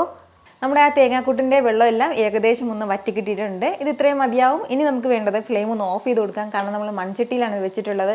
അത്യാവശ്യം നല്ല ചൂടുണ്ടാവും. ഈ ചൂട് ചെറുതായിട്ടൊന്ന് മാറിയിട്ട് മാത്രം നമുക്കിതിലേക്ക് തൈര് ചേർക്കാവുന്നതാണ്. ഇതിപ്പോൾ ചെറിയ രീതിക്കൊന്ന് തണുത്ത് കിട്ടിയിട്ടുണ്ട്. ഇപ്പോൾ നമുക്കിതിലേക്ക് തൈര് ചേർക്കാവുന്നതാണ്. റൂം ടെമ്പറേച്ചറിലുള്ള തൈര് വേണം കേട്ടോ ചേർക്കാനായിട്ട്. 1 കപ്പ് തൈരാണ് എടുത്തിട്ടുള്ളത്. അതിൻ്റെ ഒരു കട്ടയൊക്കെ ഒന്ന് മാറ്റിയിട്ട് നമുക്കിതിലേക്ക് ചേർക്കാം. തൈര് ചേർത്തിട്ട് നല്ല രീതിക്ക് എല്ലാം കൂടി ഒന്ന് യോജിപ്പിച്ചെടുക്കാം. ഈ ഒരു സമയത്ത് ടേസ്റ്റ് നോക്കിയിട്ട് ഉപ്പിൻ്റെ കുറവുണ്ടെങ്കിൽ ഉപ്പ് ചേർക്കാവുന്നതാണ്. ഞാനിപ്പോൾ ഒരു 1/2 ടീസ്പൂൺ ഉപ്പും കൂടി ചേർക്കുകയാണ്. ഉപ്പ് ചേർത്ത് നല്ല രീതിക്ക് എല്ലാം കൂടി ഒന്ന് മിക്സ് ചെയ്ത് കൊടുക്കണം. ഇനി നമുക്കിതിലേക്ക് താളിച്ചും കൂടി ചേർക്കാവുന്നതാണ്. ഇപ്പോൾ താളിച്ചെടുക്കാനായിട്ട് ചെറിയൊരു ചീനച്ചട്ടിയിലേക്ക് നമുക്ക് 1 ടേബിൾ സ്പൂൺ വെളിച്ചെണ്ണ ചേർക്കാം. എണ്ണ ഒന്ന് ചൂടായി വരുമ്പോഴത്തേക്കും 1 ടീസ്പൂൺ കടുക് ചേർക്കാവുന്നതാണ്. കടുക് ഒന്ന് പൊട്ടി തുടങ്ങുമ്പോഴത്തേക്കും 2 വറ്റൽമുളക്, കൂടെ ഒരല്പം കറിവേപ്പിലയും കൂടി. ഇനി ഈ താളിച്ചത് നമുക്ക് നേരെ തന്നെ നമ്മുടെ പച്ചടിയിലേക്ക് ചേർക്കാവുന്നതാണ്. നമ്മുടെ ഈ താളിച്ചതും ചേർത്തിട്ട് എല്ലാം കൂടി നല്ല രീതിക്ക് ഒന്ന് മിക്സ് ചെയ്ത് കൊടുക്കാം. ഇത്രയും ആയിക്കഴിഞ്ഞാൽ നമ്മുടെ സൂപ്പർ ടേസ്റ്റി ആയിട്ടുള്ള ബീട്രൂട്ട് പച്ചടി ഇവിടെ റെഡി ആയിട്ടുണ്ട് കേട്ടോ. വളരെ രുചികരമായിട്ടുള്ള നല്ലൊരു ബീട്രൂട്ട് പച്ചടിയാണ്. സദ്യകളിൽ നമുക്ക് ഒഴിവാക്കാനാകാത്ത ഒന്ന് തന്നെയാണ് ബീട്രൂട്ട് പച്ചടി. നല്ല കളർഫുള്ളായിട്ട് സൈഡിൽ വെക്കാനും രുചികരമായിട്ട് കഴിക്കാനും പറ്റിയ നല്ലൊരു പച്ചടിയാണ്. രുചികരമായിട്ടുള്ള നല്ലൊരു പുളിശ്ശേരിയാണ് ഞാൻ അടുത്ത് നമ്മൾ നോക്കുന്നത്. നമ്മുടെ ഈ പൈനാപ്പിൾ പുളിശ്ശേരി തയ്യാറാക്കാനായിട്ട് ആദ്യം നമുക്ക് പൈനാപ്പിൾ നന്നായിട്ട് വേവിച്ചെടുക്കണം. അപ്പോൾ അതിന് വേണ്ടിയിട്ട് 1 കപ്പ് പൈനാപ്പിൾ ഞാൻ ചെറിയ പീസാക്കിയിട്ടൊന്ന് അരിഞ്ഞെടുത്തിട്ടുണ്ട്. അതൊരു മൺചട്ടിയിലേക്ക് ചേർക്കാം. ഇനി ഇതിലേക്ക് നമുക്ക് 2 പച്ചമുളക് ചേർക്കാവുന്നതാണ്. അത്യാവശ്യം എരിവുള്ളതാണെങ്കിൽ 2 പച്ചമുളക് തന്നെ ധാരാളം മതിയാവും. കൂടെ ഇനി ഒരു 1/2 ടീസ്പൂൺ മഞ്ഞൾപ്പൊടി ചേർക്കാവുന്നതാണ്. 1 ടീസ്പൂൺ ഉപ്പും കൂടി, പിന്നീട് ഉപ്പ് വേണമെങ്കിൽ ചേർക്കാവുന്നതാണ്. ഇനി ഇതിലേക്ക് നമുക്ക് 1 കപ്പ് വെള്ളം കൂടി ചേർക്കാവുന്നതാണ്. ഇനി ഇത് നന്നായിട്ടൊന്ന് തിളച്ച് വരട്ടെ. ഇതിപ്പോൾ നന്നായിട്ട് തന്നെ ഒന്ന് തിളച്ചു തുടങ്ങിയിട്ടുണ്ട്. ഇതുപോലെ ഒന്ന് തിളച്ചു തുടങ്ങുമ്പോഴത്തേക്കും പിന്നെ ചേർക്കേണ്ടത് ഒരു 1/4 കപ്പ് പൈനാപ്പിൾ ഞാൻ മാറ്റി വെച്ചിട്ടുണ്ടായിരുന്നു. അപ്പോൾ ഇതിലേക്ക് ഒരല്പം വെള്ളം കൂടി ചേർത്തിട്ട് ആ ഒരു പൈനാപ്പിളിൻ്റെ പേസ്റ്റ് നമുക്കിതിലേക്ക് ചേർക്കാവുന്നതാണ്. നമ്മളിതുപോലെ ഒരല്പം പൈനാപ്പിൾ ജ്യൂസാക്കി ചേർക്കുമ്പോഴത്തേക്കും നല്ലൊരു പൈനാപ്പിളിൻ്റെ ഫ്ലേവർ നമ്മുടെ പുളിശ്ശേരിയിൽ ഉണ്ടാവും. കൂടെ ഇനി ഇതിലേക്ക് വേണ്ടത് ചെറിയൊരു പീസ് അളവിൽ ശർക്കരയും കൂടിയാണ്. അപ്പോൾ നമ്മൾ ഇതിലേക്ക് ശർക്കര ചേർക്കേണ്ടത് നമ്മുടെ പൈനാപ്പിളിൻ്റെ മധുരം അനുസരിച്ചിട്ടാണ്. പൈനാപ്പിളിൻ്റെ മധുരം കുറവാണെന്നുണ്ടെങ്കിൽ ശർക്കരയുടെ അളവ് കൂട്ടിയേക്കണം. മധുരം നല്ലതുപോലെ ഉണ്ടെന്നുണ്ടെങ്കിൽ ഒരല്പം ശർക്കര ചേർത്താൽ മതിയാവും. ഇനി നമുക്ക് ഒന്ന് അടച്ചു വെച്ച് നമ്മുടെ പൈനാപ്പിൾ നന്നായിട്ട് ഇനി വേവിച്ചെടുക്കാവുന്നതാണ്. ഒരു 6-7 മിനിറ്റ് മീഡിയം ഫ്ലെയിമിൽ നമുക്കൊന്ന് അടച്ചു വെക്കാവുന്നതാണ്. ഇതിപ്പോൾ ഇങ്ങനെ ഒന്ന് തിളയ്ക്കാൻ തുടങ്ങിയിട്ട് ഒരല്പസമയമായിട്ടുണ്ട്. ഇപ്പോൾ നമ്മുടെ പൈനാപ്പിൾ എല്ലാം നല്ല രീതിക്ക് ഒന്ന് വെന്ത് കിട്ടിയിട്ടുണ്ട്. ഇത് ഇത്രയും തന്നെ മതിയാവും. ഇനിയിട്ട് ഒരുപാടിട്ട് തിളപ്പിക്കേണ്ട ആവശ്യമില്ല. ഇത് ഇത്രയും ആയിക്കഴിഞ്ഞാൽ ഇനി നമുക്കിതിലേക്ക് ചെറിയൊരു തേങ്ങാക്കൂട്ട് ചേർക്കാനായിട്ടുണ്ട്. ഇതിന് വേണ്ടിയിട്ട് മിക്സിയുടെ ചെറിയൊരു ജാറൊന്ന് എടുത്ത് വെച്ചിട്ടുണ്ട്. ഇതിലേക്ക് നമുക്ക് 1/2 കപ്പ് ചിരകിയ തേങ്ങ ചേർക്കാം. കൂടെ 1/2 ടീസ്പൂൺ ചെറിയ ജീരകം കൂടി, ഇനി ഒരു 1/4 ടീസ്പൂൺ മഞ്ഞൾപ്പൊടിയും കൂടി ചേർക്കാവുന്നതാണ്. കൂടെ ഇതിലേക്ക് ഒരു 1/2 കപ്പ് അളവിൽ വെള്ളം കൂടി ചേർത്തിട്ട് നല്ല സ്മൂത്തായിട്ട് നമുക്കൊന്ന് അരച്ചെടുക്കാവുന്നതാണ്. ഇതുപോലെ നല്ല സ്മൂത്തായിട്ട് ഞാനിതൊന്ന് അരച്ചെടുത്തിട്ടുണ്ട്. ഈ അരച്ചെടുത്തൊരു കൂട്ട് നമുക്കിനി ഇതിലേക്ക് ചേർക്കാവുന്നതാണ്. തേങ്ങാക്കൂട്ടും ചേർത്തിട്ട് നല്ല രീതിക്ക് ഒന്ന് ഇളക്കി കൊടുക്കാവുന്നതാണ്. ഇനി ഇതൊന്ന് കൈയെടുക്കാതെ ഒരല്പസമയം ഒന്ന് ഇളക്കി കൊടുക്കാവുന്നതാണ്. നമ്മളിതിങ്ങനെ ഇട്ട് തിളപ്പിക്കുകയാണെന്നുണ്ടെങ്കിൽ തേങ്ങാപ്പാൽ ഇങ്ങനെ പിരിഞ്ഞു പോകും. അതിൻ്റെ പേരിലാണ് കൈയെടുക്കാതെ ഇളക്കി കൊടുക്കണമെന്ന് പറയുന്നത്. ഒരല്പസമയം ഒന്ന് ഇളക്കി കൊടുത്ത് നമ്മുടെ ആ തേങ്ങാക്കൂട്ടിൻ്റെ ആ ഒരു പച്ച ടേസ്റ്റൊക്കെ ഒന്ന് മാറി കിട്ടിയിട്ടുണ്ട്. ഇതുപോലെ ഒന്ന് തിളച്ചുകൊണ്ടിരിക്കുകയാണ്. ഇനി നമുക്കിതിലേക്ക് തൈരാണ് ചേർക്കേണ്ടത്. അപ്പോൾ ഇതിങ്ങനെ തിളയ്ക്കുമ്പോഴത്തേക്ക് നമുക്ക് തൈര് ചേർക്കാൻ പറ്റില്ലെങ്കിൽ പിന്നെ തൈര് പിരിഞ്ഞു പോകും. അപ്പോൾ ഞാൻ ഫ്ലെയിം ഓഫ് ചെയ്യാണ്. മൺചട്ടി ആയതിൻ്റെ പേരിൽ വീണ്ടും അത് തിളയ്ക്കും. ചെറുതായിട്ട് ഇതിൻ്റെ ചൂടൊന്ന് മാറി കഴിഞ്ഞിട്ട് നമുക്കിതിലേക്ക് തൈര് ചേർക്കാം. ഇപ്പോൾ നമ്മുടെ പുളിശ്ശേരിക്ക് തിളയ്ക്കുന്ന ചൂടൊന്ന് മാറി കിട്ടിയിട്ടുണ്ട്. പക്ഷെ എന്നാലും ചൂടുണ്ട്. ഇതിലേക്ക് നമുക്കിനി തൈര് ചേർക്കാവുന്നതാണ്. 1 കപ്പ് തൈരാണ് ഞാനിപ്പോൾ ഇതിലേക്ക് എടുത്തിട്ടുള്ളത്. അതൊന്ന് മിക്സിയുടെ ജാറിലേക്ക് മാറ്റി അതിൻ്റെ ആ ഒരു കട്ടയൊക്കെ ഒന്ന് ചെറുതായിട്ടൊന്ന് ബ്ലെൻഡ് ചെയ്ത് എടുത്തിട്ടുണ്ട്. ഈ ഒരു തൈര് നമുക്കിതിലേക്ക് ചേർത്തിട്ട് പെട്ടെന്ന് തന്നെ ഒന്ന് ഇളക്കി യോജിപ്പിച്ച് കൊടുക്കാം. തൈര് ഇതിലേക്ക് ചേർക്കുമ്പോൾ എപ്പോഴും പ്രത്യേകം ശ്രദ്ധിക്കേണ്ടത് ഫ്രിഡ്ജിൽ വെച്ചിട്ടുള്ള തൈര്, അതായത് തണുത്തിട്ടുള്ള തൈര് എടുക്കരുത് ഉടൻ തന്നെ. അതൊന്ന് റൂം ടെമ്പറേച്ചറിലേക്ക് മാറ്റിയിട്ട് വേണം തൈര് ചേർക്കാനായിട്ട്. അപ്പോൾ തൈരും ചേർത്ത് നല്ല രീതിക്ക് ഒന്ന് യോജിപ്പിച്ചെടുത്തിട്ട് ഇപ്പോൾ നമുക്കൊന്ന് ടേസ്റ്റ് ചെയ്ത് നോക്കണം. അപ്പോൾ ഉപ്പിൻ്റെ കുറവുണ്ടെങ്കിൽ ഉപ്പ് ചേർക്കാവുന്നതാണ്. ഒരു 1/2 ടീസ്പൂൺ ഉപ്പും കൂടി ഞാൻ ഈ ഒരു സമയം ചേർക്കുകയാണ്. ഇനി ഇതെല്ലാം കൂടി നന്നായിട്ടൊന്ന് മിക്സ് ചെയ്ത് കൊടുത്തിട്ട് നമുക്കിതിലേക്ക് ചെറിയൊരു താളിപ്പും കൂടി ചേർക്കാനായിട്ടുണ്ട്. താളിച്ച് ചേർക്കാനായിട്ട് ഒരു ചെറിയൊരു ചീനച്ചട്ടിയിലേക്ക് 1.5 ടേബിൾ സ്പൂൺ വെളിച്ചെണ്ണ ചേർക്കാം. എണ്ണ ഒന്ന് ചൂടായി തുടങ്ങുമ്പോഴത്തേക്കും 1/2 ടീസ്പൂൺ കടുക് ചേർക്കാവുന്നതാണ്. കടുക് ഒന്ന് പൊട്ടി തുടങ്ങുമ്പോൾ ഒരു 1/4 ടീസ്പൂൺ മുഴുവൻ ഉലുവ ചേർക്കാം. ഇതിനോടൊപ്പം തന്നെ 3 വറ്റൽമുളകും കൂടെ ഒരല്പം കറിവേപ്പിലയും കൂടി ചേർത്തിട്ട് നല്ല രീതിക്ക് എല്ലാം കൂടി ഒന്ന് വറുത്തിട്ട് ഫ്ലെയിം ഓഫ് ചെയ്യാം. ഫ്ലെയിം ഒന്ന് ഓഫ് ചെയ്ത് കൊടുത്തിട്ട് മാത്രം ഒരു 1/4 ടീസ്പൂൺ മുളക് പൊടിയും കൂടി ചേർക്കാവുന്നതാണ്. അപ്പോൾ നമ്മൾ ഇതുപോലെ മുളക് പൊടി ഒരല്പം ചേർക്കുമ്പോഴത്തേക്കും നല്ലൊരു കളർ കൊടുക്കും കേട്ടോ നമ്മുടെ പുളിശ്ശേരിക്ക്. ഇനി നമ്മുടെ താളിച്ചത് ചൂടോടുകൂടി തന്നെ പുളിശ്ശേരിയിലേക്ക് ചേർക്കാവുന്നതാണ്. നമ്മുടെ ഈ താളിച്ചതും കൂടി ചേർത്ത് കഴിഞ്ഞാൽ സൂപ്പർ ടേസ്റ്റ് ആയിട്ടുള്ള ഒരു പൈനാപ്പിൾ പുളിശ്ശേരി ഇവിടെ റെഡി ആയിട്ടുണ്ട് കേട്ടോ. നിങ്ങൾ ഈ ഒരു രീതിക്ക് ഒന്ന് പുളിശ്ശേരി തയ്യാറാക്കി നോക്കൂ. വളരെ രുചികരമായിട്ടുള്ള ഒരു പുളിശ്ശേരി ആയിരിക്കും കേട്ടോ നമുക്ക് കിട്ടുന്നത്. ഇനി നമുക്ക് പരിപ്പ് കറി തയ്യാറാക്കാം. നമ്മുടെ ഈ പരിപ്പ് കറി തയ്യാറാക്കി എടുക്കാനായിട്ട് ഞാനിപ്പോൾ ഒരു കുക്കർ ഒന്ന് അടുപ്പത്തേക്ക് വെച്ചിട്ടുണ്ട്. അതൊന്ന് ചെറുതായി ചൂടായി വരുമ്പോഴത്തേക്കും ഇതിലേക്ക് നമുക്ക് ചേർക്കേണ്ടത് ചെറുപയർ പരിപ്പാണ്. 1 കപ്പ് അളവിലാണ് കേട്ടോ ഞാനിപ്പോൾ ചെറുപയർ പരിപ്പ് എടുത്തിട്ടുള്ളത്. സാമ്പാർ പരിപ്പോ വടപ്പരിപ്പോ ഒന്നും എടുക്കരുത്. ചെറുപയർ പരിപ്പിൽ തന്നെ നമ്മൾ പരിപ്പ് കറി തയ്യാറാക്കുമ്പോഴാണ് ആ ഒരു കറക്റ്റ് ടേസ്റ്റ് കിട്ടുന്നത്. ഇത് കഴുകാത്ത പരിപ്പാണ്. ഈ പരിപ്പ് ചേർത്ത് നന്നായിട്ട് നമുക്കൊന്ന് വറുത്തെടുക്കേണ്ടതായിട്ടുണ്ട്. ഫ്ലെയിം ഒന്ന് മീഡിയത്തിൽ വെച്ചിട്ട് തന്നെ നമുക്കൊന്ന് വറുത്തെടുക്കാവുന്നതാണ്.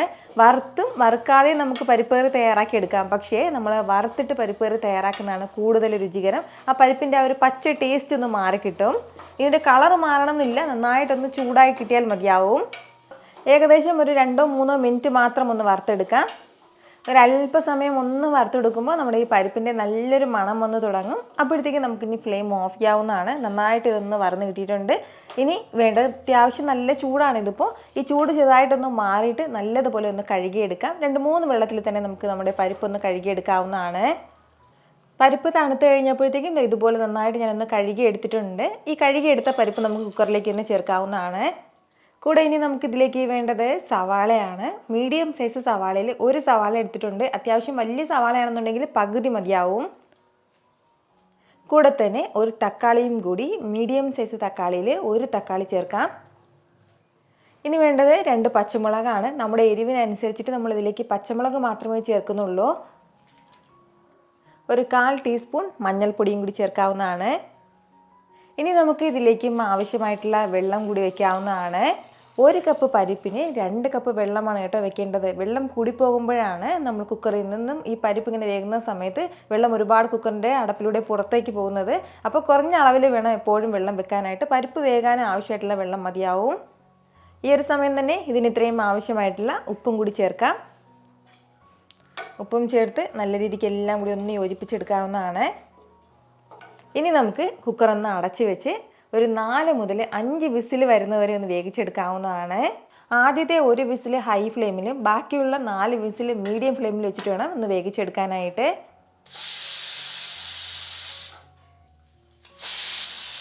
ഇപ്പോൾ ഇതിൽ ഒരു 5 വിസിൽ വന്നിട്ടുണ്ട്. ഇനി നമുക്ക് ഫ്ലെയിം ഒന്ന് ഓഫ് ചെയ്ത് കൊടുക്കാവുന്നതാണ്.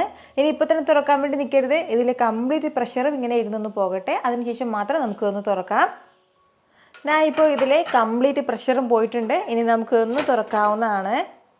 നല്ലതുപോലെ തന്നെ പെർഫെക്റ്റായിട്ട് നമ്മുടെ പരിപ്പെല്ലാം ഒന്ന് വെന്ത് കിട്ടിയിട്ടുണ്ട്.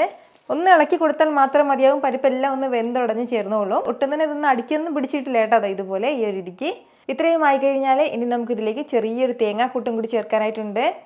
തേങ്ങാക്കൂട്ട് തയ്യാറാക്കി എടുക്കാനായിട്ട് ഞാനിപ്പോൾ ഒരു മിക്സിയുടെ ചെറിയ ജാറൊന്ന് എടുത്ത് വെച്ചിട്ടുണ്ട്. ഇതിലേക്ക് നമുക്ക് 1/4 കപ്പ് അളവിൽ ചിരകിയ തേങ്ങ ചേർക്കാവുന്നതാണ്. കൂടെ 1/2 ടീസ്പൂൺ ചെറിയ ജീരകം കൂടി. ഇനി വേണ്ടത് വെളുത്തുള്ളി അല്ലിയാണ്. അത്യാവശ്യം വലിയ വെളുത്തുള്ളി അല്ലി അതിൻ്റെ പേരിൽ ഒരെണ്ണമാണ് എടുത്തിട്ടുള്ളത്. തീരെ ചെറുതാണെന്നുണ്ടെങ്കിൽ 2 വെളുത്തുള്ളി അല്ലി എടുക്കാം. തേങ്ങ നന്നായിട്ട് അരയാനും മാത്രം ആവശ്യമായിട്ടുള്ള ഒരല്പം വെള്ളം ചേർക്കാം. ഞാനിപ്പോൾ 1/2 കപ്പ് വെള്ളമാണ് കേട്ടോ ചേർക്കുന്നത്. ഇനി നല്ല സ്മൂത്തായിട്ട് ഒന്ന് അരച്ചെടുക്കാവുന്നതാണ്. ഇതുപോലെ നല്ല സ്മൂത്തായിട്ട് ഞാനിതൊന്ന് അരച്ചെടുത്തിട്ടുണ്ട്. അരച്ചെടുത്ത തേങ്ങാക്കൂട്ട് നമുക്കിതിലേക്ക് ചേർക്കാം. ഇനി ഇത് നല്ല രീതിക്ക് തന്നെ ഒന്ന് യോജിപ്പിച്ചെടുക്കാവുന്നതാണ്. ഫ്ലെയിം ഞാനിപ്പോൾ ഓണാക്കിയിട്ട് ചെറുതായിട്ടൊന്ന് കുറച്ച് വെച്ചിരിക്കുകയാണ്. നന്നായിട്ട് യോജിപ്പിച്ചെടുത്തിട്ട് ഇതിലേക്ക് നല്ല തിളച്ച വെള്ളം ചേർക്കാവുന്നതാണ്. നമ്മുടെ പരിപ്പിന് എത്രത്തോളം കട്ടി വേണമോ അതിനനുസരിച്ചിട്ടുള്ള വെള്ളം ചേർക്കാം. ചൂട് വെള്ളം മാത്രമേ പരിപ്പിലേക്ക് ചേർക്കാൻ പാടുള്ളൂ, പച്ചവെള്ളം ചേർക്കരുത്. ആവശ്യത്തിനുള്ള വെള്ളവും ചേർത്തിട്ട് ഫ്ലെയിം ഒന്ന് മീഡിയത്തിൽ വെച്ചിട്ട് നല്ല രീതിക്ക് ഒന്ന് ചൂടാക്കി എടുക്കാവുന്നതാണ്. തിളപ്പിക്കരുത്. ഇനി തിളയ്ക്കുന്നതിന് തൊട്ട് മുമ്പുള്ള സ്റ്റേജിലായിട്ട് ഫ്ലെയിം നമുക്ക് ഓഫ് ചെയ്യേണ്ടതായിട്ടുണ്ട്. നമുക്കിത് കട്ടിപ്പരിപ്പായിട്ടാണ് എടുക്കേണ്ടതെങ്കിൽ ഈ ഒരു സമയം നമുക്ക് എടുക്കാവുന്നതാണ്. കട്ടിപ്പരിപ്പിന് താളിപ്പിൻ്റെ ആവശ്യം വരുന്നില്ല. ഒരല്പം കറിവേപ്പില ഒന്ന് കൈവച്ച് നേരടി കറിവേപ്പില നമുക്ക് ഇതിലേക്ക് ഇടാം. കൂടെ തന്നെ ഒരല്പം നെയ്യും കൂടെ ചേർക്കുകയാണെന്നുണ്ടെങ്കിൽ കട്ടിപ്പരിപ്പ് റെഡി ആയിട്ടുണ്ടാകും. അതായത് ഇപ്പോൾ തിളച്ച് തുടങ്ങിയാണ്. ഇപ്പോൾ ഞാൻ ഫ്ലെയിം ഓഫ് ചെയ്യാണ്. ഇത്രയും തന്നെ മതിയാവും. ഇനി നമുക്കിതിലേക്ക് നല്ലൊരു താളിപ്പും കൂടെ ചേർക്കാം. താളിപ്പിന് വേണ്ടിയിട്ടുള്ള ചെറിയൊരു കടായി അടുപ്പത്തേക്ക് വെച്ചിട്ടുണ്ട്. ഇതിലേക്ക് നമുക്കൊരല്പം വെളിച്ചെണ്ണ ചേർത്ത് കൊടുക്കാം. 1.5 ടേബിൾ സ്പൂൺ വെളിച്ചെണ്ണ. എണ്ണ ഒന്ന് ചൂടായി വരുമ്പോഴത്തേക്കും 1/2 ടീസ്പൂൺ കടുക് ചേർക്കാവുന്നതാണ്. കടുക് ഒന്ന് പൊട്ടി തുടങ്ങുമ്പോഴത്തേക്കും ഒരു 3 വറ്റൽമുളക് ചേർക്കാം. കൂടെ ഒരല്പം കറിവേപ്പിലയും കൂടി. നല്ല രീതിക്ക് എല്ലാം കൂടി ഒന്ന് വറുത്തെടുക്കാം. ഇനി നമ്മുടെ താളിച്ചത് ചൂടോടുകൂടി തന്നെ പരിപ്പിലേക്ക് ചേർക്കാവുന്നതാണ്. നല്ല ചൂട് താളിച്ചതും കൂടി ചേർത്ത് കഴിഞ്ഞാൽ സൂപ്പർ ടേസ്റ്റി ആയിട്ടുള്ള നമ്മുടെ പരിപ്പ് കറി ഇവിടെ റെഡി ആയിട്ടുണ്ട് കേട്ടോ. വളരെ രുചികരമായിട്ടാണ് കേട്ടോ നമ്മുടെ ഈ പരിപ്പ് കറി കിട്ടുന്നത്. ഉറപ്പായിട്ട് നിങ്ങൾ ഇതുപോലെ ഒരു പരിപ്പ് കറി ഒന്ന് തയ്യാറാക്കി നോക്കണം. ഇനി നമുക്ക് നല്ലൊരു സാമ്പാർ എങ്ങനെയാണ് ഉണ്ടാക്കുന്നതെന്ന് നോക്കാം. നമ്മുടെ ഈ സാമ്പാർ തയ്യാറാക്കാനായിട്ട് ഞാനിപ്പോൾ ഒരു കുക്കർ ഒന്ന് അടുപ്പത്തേക്ക് വെച്ചിട്ടുണ്ട്. ഇതിലേക്ക് നമുക്ക് ആദ്യം ചേർക്കേണ്ടത് സാമ്പാർ പരിപ്പാണ്. ഞാനിപ്പോൾ ഒരു 1/4 കപ്പ് അളവിലാണ് കേട്ടോ സാമ്പാർ പരിപ്പ് എടുത്തിട്ടുള്ളത്. സാമ്പാർ പരിപ്പിൽ തന്നെ നമ്മൾ സാമ്പാർ തയ്യാറാക്കണം. എങ്കിൽ മാത്രമേ ഒരു കറക്റ്റ് ടേസ്റ്റ് നമുക്ക് കിട്ടത്തുള്ളൂ. അപ്പോൾ ഇത് കഴുകിയിട്ട് ഒന്നുമില്ല. ഇത് നമുക്ക് കുക്കറിലേക്ക് ചേർത്തിട്ട് നന്നായിട്ട് ഒരു 2 മിനിറ്റ് ഒന്ന് വറുത്തെടുക്കണം. ഫ്ലെയിം ഒന്ന് മീഡിയത്തിൽ വെച്ചിട്ട് നല്ല രീതിക്ക് ഒന്ന് വറുത്തെടുക്കാവുന്നതാണ്. നമ്മൾ സാധാരണ സാമ്പാർ തയ്യാറാക്കുമ്പോൾ പരിപ്പ് അങ്ങനെ വറുത്തെടുക്കാറില്ല. അപ്പോൾ വറുത്തും വറുക്കാതെയും സാമ്പാർ തയ്യാറാക്കിയതിൽ എനിക്ക് ഏറ്റവും രുചികരമായിട്ട് തോന്നിയിട്ടുള്ളത് ഇതുപോലെ വറുത്ത് നമ്മൾ സാമ്പാർ തയ്യാറാക്കുമ്പോഴാണ്. ഇങ്ങനെ ഒരു 2 മിനിറ്റ് നമ്മൾ ഈ പരിപ്പൊന്ന് വറുക്കുമ്പോഴത്തേക്കും പരിപ്പിൻ്റെ ആ ഒരു പച്ച ടേസ്റ്റ് ഒന്ന് മാറി കിട്ടും. നല്ലൊരു ഫ്ലേവർക്ക് കിട്ടും കേട്ടോ നമ്മുടെ സാമ്പാറിന്. നല്ലൊരു മണം വരട്ടെ. 2 മിനിറ്റ് മാത്രം വറുത്താൽ മതിയാവും. ഇപ്പോൾ ഒരു അല്പസമയം നമ്മുടെ പരിപ്പെല്ലാം ഒന്ന് വറുത്ത് കൊടുത്തിട്ടുണ്ട്. ഇപ്പോൾ നല്ലൊരു ഫ്ലേവറൊക്കെ വന്ന് തുടങ്ങിയിട്ടുണ്ട്. ഇനി നമുക്കിത് വേണ്ടത് കുക്കറിൽ നിന്ന് ഇതൊന്ന് മാറ്റി നന്നായിട്ടൊന്ന് കഴുകിയെടുക്കാവുന്നതാണ്. കഴുകിയെടുത്ത പരിപ്പ് നമുക്ക് കുക്കറിലേക്ക് വീണ്ടും ചേർക്കാം. ഇനി വേണ്ടത് നമ്മുടെ ഈ പരിപ്പൊന്ന് കുക്കറിൽ വേവിച്ചെടുക്കണം. അപ്പോൾ അതിന് വേകാനും ആവശ്യമായിട്ടുള്ള വെള്ളം വെക്കാവുന്നതാണ്. വെള്ളം ചേർക്കുമ്പോൾ പ്രത്യേകം ശ്രദ്ധിക്കേണ്ടത് എപ്പോഴും കൂടുതലായിട്ട് വെള്ളം ചേർക്കരുത്. ഒരുപാട് വെള്ളം ചേർക്കുകയാണെന്നുണ്ടെങ്കിൽ നമ്മുടെ കുക്കറിൻ്റെ അടപ്പിലൂടെ ഇതിങ്ങനെ തെറിക്കും. അപ്പോൾ അങ്ങനെ അതിൻ്റെ പേരിൽ നമ്മുടെ പരിപ്പ് വേകാനും ആവശ്യമായിട്ടുള്ള വെള്ളം മാത്രം വെച്ചാൽ മതിയാവും. 1/4 കപ്പ് പരിപ്പിന് 2 കപ്പ് അളവിലാണ് ഞാനിപ്പോൾ ഇതിലേക്ക് വെള്ളം വെക്കുന്നത്. ഇതിനോടൊപ്പം 1/2 ടീസ്പൂൺ മഞ്ഞൾപ്പൊടി ചേർക്കാം. 1/2 ടീസ്പൂൺ ഉപ്പും കൂടി. ഇത് രണ്ടും കൂടി ചേർത്ത് നന്നായിട്ടൊന്ന് യോജിപ്പിച്ചെടുത്തിട്ട് ഇനി നമുക്ക് മീഡിയം ഫ്ലെയിമിൽ ഒരു 4 വിസിൽ വരുന്നത് വരെ നമുക്ക് ഒന്ന് വേവിച്ചെടുക്കാവുന്നതാണ്. 4 വിസിലുകൊണ്ട് തന്നെ നന്നായിട്ട് തന്നെ ഒന്ന് വെന്ത് കിട്ടിക്കോളും പരിപ്പ്.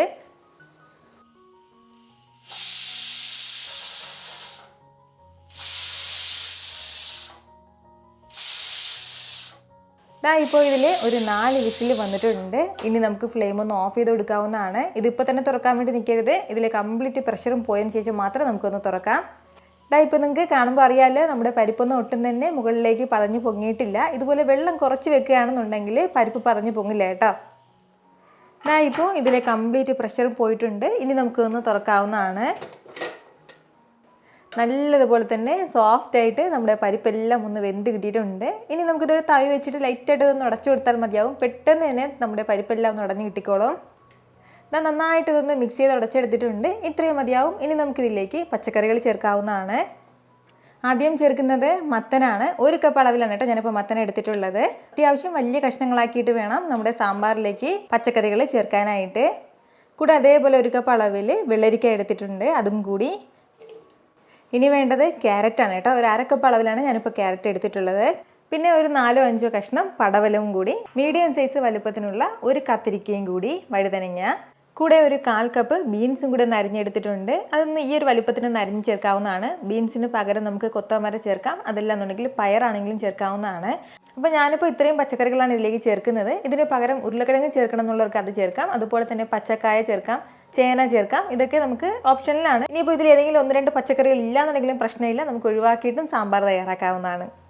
ഇനി ഇതിലേക്ക് അടുത്ത് വേണ്ടത് ചെറിയുള്ളിയാണ്. 1 കപ്പ് തന്നെ ചെറിയുള്ളി എടുത്തിട്ടുണ്ട്. ചെറിയുള്ളിക്ക് പകരം നമുക്ക് സവാള ചേർക്കാവുന്നതാണ്, പക്ഷേ എപ്പോഴും സാമ്പാറിന് ആ രുചി കൂട്ടുന്നത് ചെറിയുള്ളി ചേർക്കുമ്പോഴാണ്. ഇതിനോടൊപ്പം ഒരു 4 പച്ചമുളകും കൂടി, നമ്മുടെ എരിവിനനുസരിച്ചിട്ടുള്ള പച്ചമുളക് ചേർക്കാവുന്നതാണ്. 4 പച്ചമുളക് ഒരു നോർമൽ എരിവുണ്ടാവും. കുട്ടികൾക്കൊക്കെ കൊടുക്കാനാണെന്നുണ്ടെങ്കിൽ പച്ചമുളകിൻ്റെ അളവ് കുറയ്ക്കാവുന്നതാണ്. ഇനി ഇതിലേക്ക് നമുക്ക് 2 കപ്പ് വെള്ളം ചേർക്കാം. ഇതുപോലെ ആവശ്യത്തിനുള്ള വെള്ളം ചേർത്ത് നന്നായിട്ട് ഒന്ന് ഇളക്കി യോജിപ്പിച്ചെടുക്കാവുന്നതാണ്. ഇതുപോലെ നല്ല രീതിക്ക് എല്ലാം കൂടി ഒന്ന് യോജിപ്പിച്ചെടുത്തിട്ട് ഇനി നമുക്ക് നമ്മുടെ പച്ചക്കറികളൊക്കെ ഒന്ന് വേവിച്ചെടുക്കാവുന്നതാണ്. ഹൈ ഫ്ലെയിമിൽ ഒരൊറ്റ വിസിലാണ് കേട്ടോ ഞാനിപ്പോൾ ഇത് വെക്കുന്നത്. കൂടുതൽ വിസിലടിക്കരുത്, എങ്കിൽ പിന്നെ നമ്മുടെ പച്ചക്കറികളൊക്കെ വെന്ത് കുഴഞ്ഞു പോകും. അതൊന്ന് പ്രത്യേകം ശ്രദ്ധിച്ചേക്കണം. എന്നാൽ ശരി, ഇതിങ്ങനെ ഇരുന്ന് ഒരു വിസിൽ വരട്ടെ. ഇപ്പോൾ ഇതിൽ ഒരു വിസിൽ വന്നിട്ടുണ്ട്. ഇനി നമുക്ക് ഫ്ലെയിം ഓഫ് ചെയ്ത് കൊടുക്കാവുന്നതാണ്. ഉടൻ തന്നെ തുറക്കാൻ വേണ്ടി നിൽക്കരുത്. ഇതിലെ കംപ്ലീറ്റ് പ്രഷറും പോയതിന് ശേഷം മാത്രം നമുക്ക് ഒന്ന് തുറക്കാം. ഇപ്പോൾ ഇതിലെ കംപ്ലീറ്റ് പ്രഷറും പോയിട്ടുണ്ട്. ഇനി നമുക്കിതൊന്ന് തുറക്കാവുന്നതാണ്. നല്ല രീതിക്ക് സോഫ്റ്റായിട്ട് തന്നെ നമ്മുടെ പച്ചക്കറികളൊക്കെ ഒന്ന് വെന്ത് കിട്ടിയിട്ടുണ്ട്. ഒരുപാടിട്ട് ഇളക്കി കൊടുക്കേണ്ട ആവശ്യമില്ല, എങ്കിൽ പിന്നെ എല്ലാം കൂടി അങ്ങ് കുഴഞ്ഞു പോകും. ഇതുപോലെ ലൈറ്റായിട്ട് ഒന്ന് മിക്സ് ചെയ്ത് കൊടുത്തിട്ടുണ്ട്. ഇനി നമുക്കിതിലേക്ക് സാമ്പാർ പൊടി ചേർക്കാവുന്നതാണ്. 3 ടേബിൾ സ്പൂൺ സാമ്പാർ പൊടിയാണ് ഞാൻ എടുത്തിട്ടുള്ളത്. വീട്ടിൽ തയ്യാറാക്കിയ സാമ്പാർ പൊടിയാണെങ്കിൽ 3 ടേബിൾ സ്പൂൺ, റെഡിമെയ്ഡ് ആണെങ്കിൽ അതും കുഴപ്പമില്ല, അതും ചേർക്കാവുന്നതാണ്. ഇതിലേക്ക് ഒരു അല്പം വെള്ളം ചേർത്ത് ഒന്ന് മിക്സ് ചെയ്തിട്ട് വേണം സാമ്പാർ പൊടി ചേർക്കാൻ. കൂടെ തന്നെ പുളിവെള്ളം കൂടി, ചെറിയൊരു നെല്ലിക്ക വലിപ്പം തന്നെ പുളി എടുത്തിട്ടുണ്ട്. വാളംപുളി വേണം എടുക്കാനായിട്ട്, കുടംപുളി ചേർക്കരുത്. അതിൻ്റെ ഈ ഒരു വെള്ളം കൂടി ചേർക്കാവുന്നതാണ്. ഇനി ഇതിനോടൊപ്പം നമുക്ക് വേണ്ടത് ഒരു മുരിങ്ങക്കായാണ്. മീഡിയം സൈസിലുള്ള ഒരു മുരിങ്ങക്കായ എടുത്തിട്ടുണ്ട്. നമ്മൾ ഫസ്റ്റിലെ പച്ചക്കറി വേവിച്ച സമയത്ത് മുരിങ്ങക്കായ ചേർക്കുകയാണെന്നുണ്ടെങ്കിൽ നന്നായിട്ട് അതൊന്ന് വെന്ത് കുഴഞ്ഞു പോകും. അതിൻ്റെ പേരാണ് ഇപ്പോൾ ചേർക്കുന്നത്. ഇളം മുരിങ്ങയ്ക്കാണെന്നുണ്ടെങ്കിൽ മാത്രമേ ഇപ്പോൾ ചേർത്ത് തിളപ്പിക്കാൻ പാടുള്ളൂ. അതല്ല നല്ല ഹാർഡായിട്ടുള്ള മുരിങ്ങയ്ക്കാണെന്നുണ്ടെങ്കിൽ നമ്മുടെ പച്ചക്കറിയുടെ കൂടെ തന്നെ ചേർത്ത് നമുക്ക് വേവിച്ചെടുക്കാവുന്നതാണ്. അത്യാവശ്യം വലിയ സൈസിൽ ഒരു തക്കാളിയും കൂടി ചേർക്കാം. നമ്മൾ നേരത്തെ ചേർത്ത ആ ഒരു ഉപ്പ് തികയില്ല. ഉപ്പ് നോക്കിയിട്ട് ഒരു 3/4 ടീസ്പൂൺ അളവിൽ ഉപ്പ് ചേർക്കാം. അപ്പോൾ ഇത് ഇത്രയും ചേർത്തിട്ട് നല്ല രീതിക്ക് നമുക്കൊന്ന് തിളപ്പിച്ചെടുക്കാവുന്നതാണ്. ഫ്ലെയിം ഒന്ന് മീഡിയത്തിൽ വെച്ചിട്ട് ഒരു 5 മിനിറ്റ് ഒന്ന് തിളപ്പിക്കാം. ഹൈ ഫ്ലെയിമിൽ വെക്കരുത്, എങ്കിൽ പിന്നെ ഇതങ്ങ് പെട്ടെന്ന് വറ്റിപ്പോകും. മീഡിയം ഫ്ലെയിമിൽ വെച്ചിട്ട് ഒരു 5 മിനിറ്റ് തിളപ്പിച്ചെടുക്കാം. ഇതിപ്പോൾ ഇങ്ങനെ ഒന്ന് തിളയ്ക്കാൻ തുടങ്ങിയിട്ട് ഏകദേശം ഒരു 5 മിനിറ്റോളം ആയിട്ടുണ്ട്. ഇത്രയും തന്നെ ഇത് മതിയാവും. ഇനി ഇതിനോടൊപ്പം ചെറിയൊരു പീസ് അളവിൽ ശർക്കരയും കൂടി ചേർക്കാവുന്നതാണ്. നമ്മൾ ഈ ശർക്കരത്തിലേക്ക് ചേർക്കുമ്പോഴത്തേക്കും ആ എരിവും പുളിയും മസാല ഒക്കെ നന്നായിട്ടൊന്ന് ബാലൻസ് ആയി കിട്ടും കേട്ടോ. അപ്പോൾ ശർക്കരയ്ക്ക് പകരം പഞ്ചസാര ആണെങ്കിൽ പഞ്ചസാര ചേർക്കാവുന്നതാണ്. പഞ്ചസാര ആണെന്നുണ്ടെങ്കിൽ ഒരു 1.5 ടീസ്പൂൺ ചേർത്താൽ മതിയാവും. ഇനി ഇതെല്ലാം കൂടി നല്ല രീതിക്ക് ഒന്ന് യോജിപ്പിച്ചെടുത്ത് കഴിഞ്ഞാൽ പിന്നെ നമുക്കിതിലേക്ക് താളിച്ചും കൂടി ചേർക്കാം.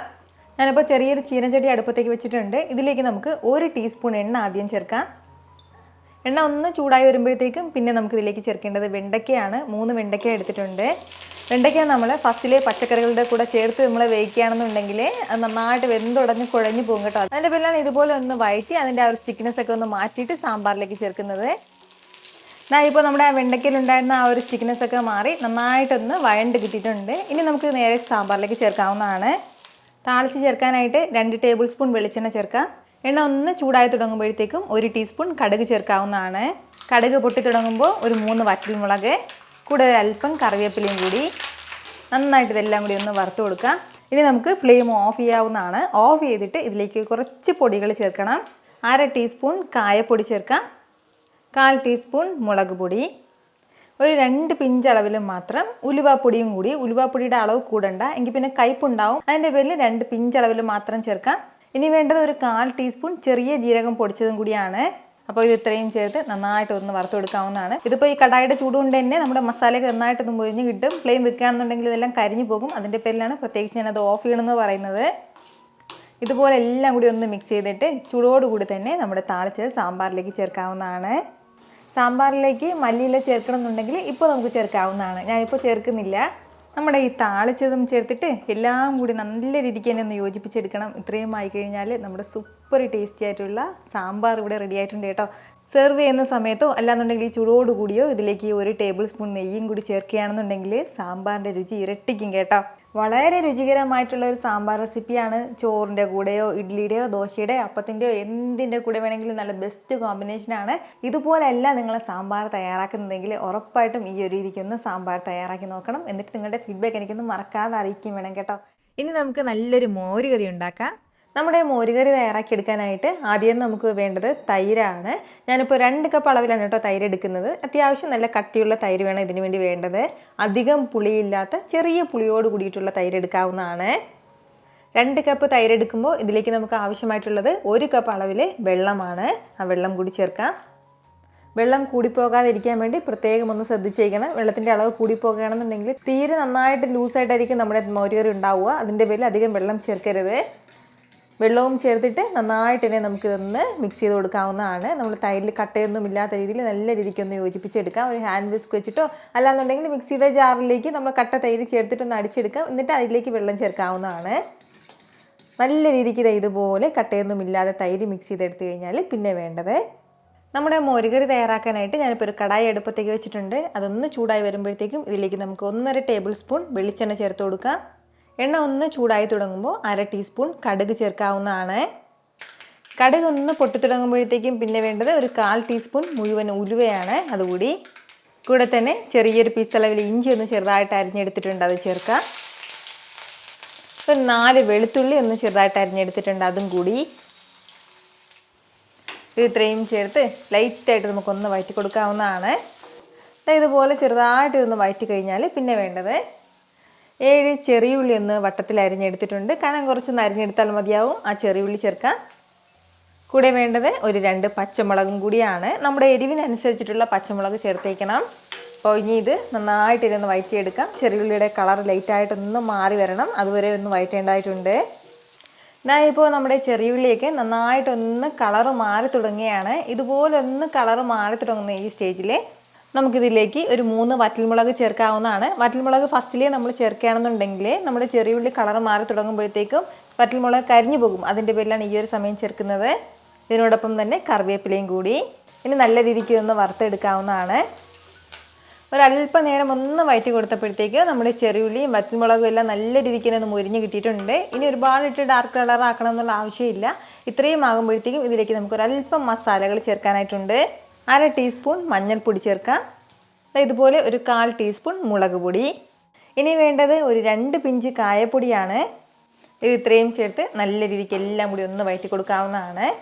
ഫ്ലെയിം നന്നായിട്ടൊന്ന് കുറച്ച് വെച്ചിരിക്കുകയാണ്. നന്നായിട്ട് ഇതെല്ലാം കൂടി ഒന്ന് യോജിപ്പിച്ചെടുത്തിട്ട് ഇനി നമുക്കിതിലേക്ക് തൈര് ചേർക്കാവുന്നതാണ്. നമ്മളിപ്പോൾ മൺചട്ടിയിലാണ് മോരുകറി തയ്യാറാക്കുന്നതെങ്കിൽ ഫ്ലെയിം ഒന്ന് ഓഫ് ചെയ്തിട്ട് വേണം കേട്ടോ, അതായത് നമ്മൾ തൈര് ചേർക്കാനായിട്ട്. അതായത് മൺചട്ടിക്ക് അത്യാവശ്യം നല്ല ചൂടുണ്ടാവും. അപ്പോൾ തൈര് ചേർക്കുമ്പോഴത്തേക്ക് പെട്ടെന്ന് അതങ്ങ് പിരിഞ്ഞു പോകും. അപ്പോൾ ചെറുതായിട്ട് മൺചട്ടിയുടെ ആ ചൂട്, നല്ല തിളയ്ക്കുന്ന ചൂടൊന്ന് മാറിക്കഴിഞ്ഞാൽ പിന്നെ നമുക്കിതിലേക്ക് തൈര് ചേർക്കാം.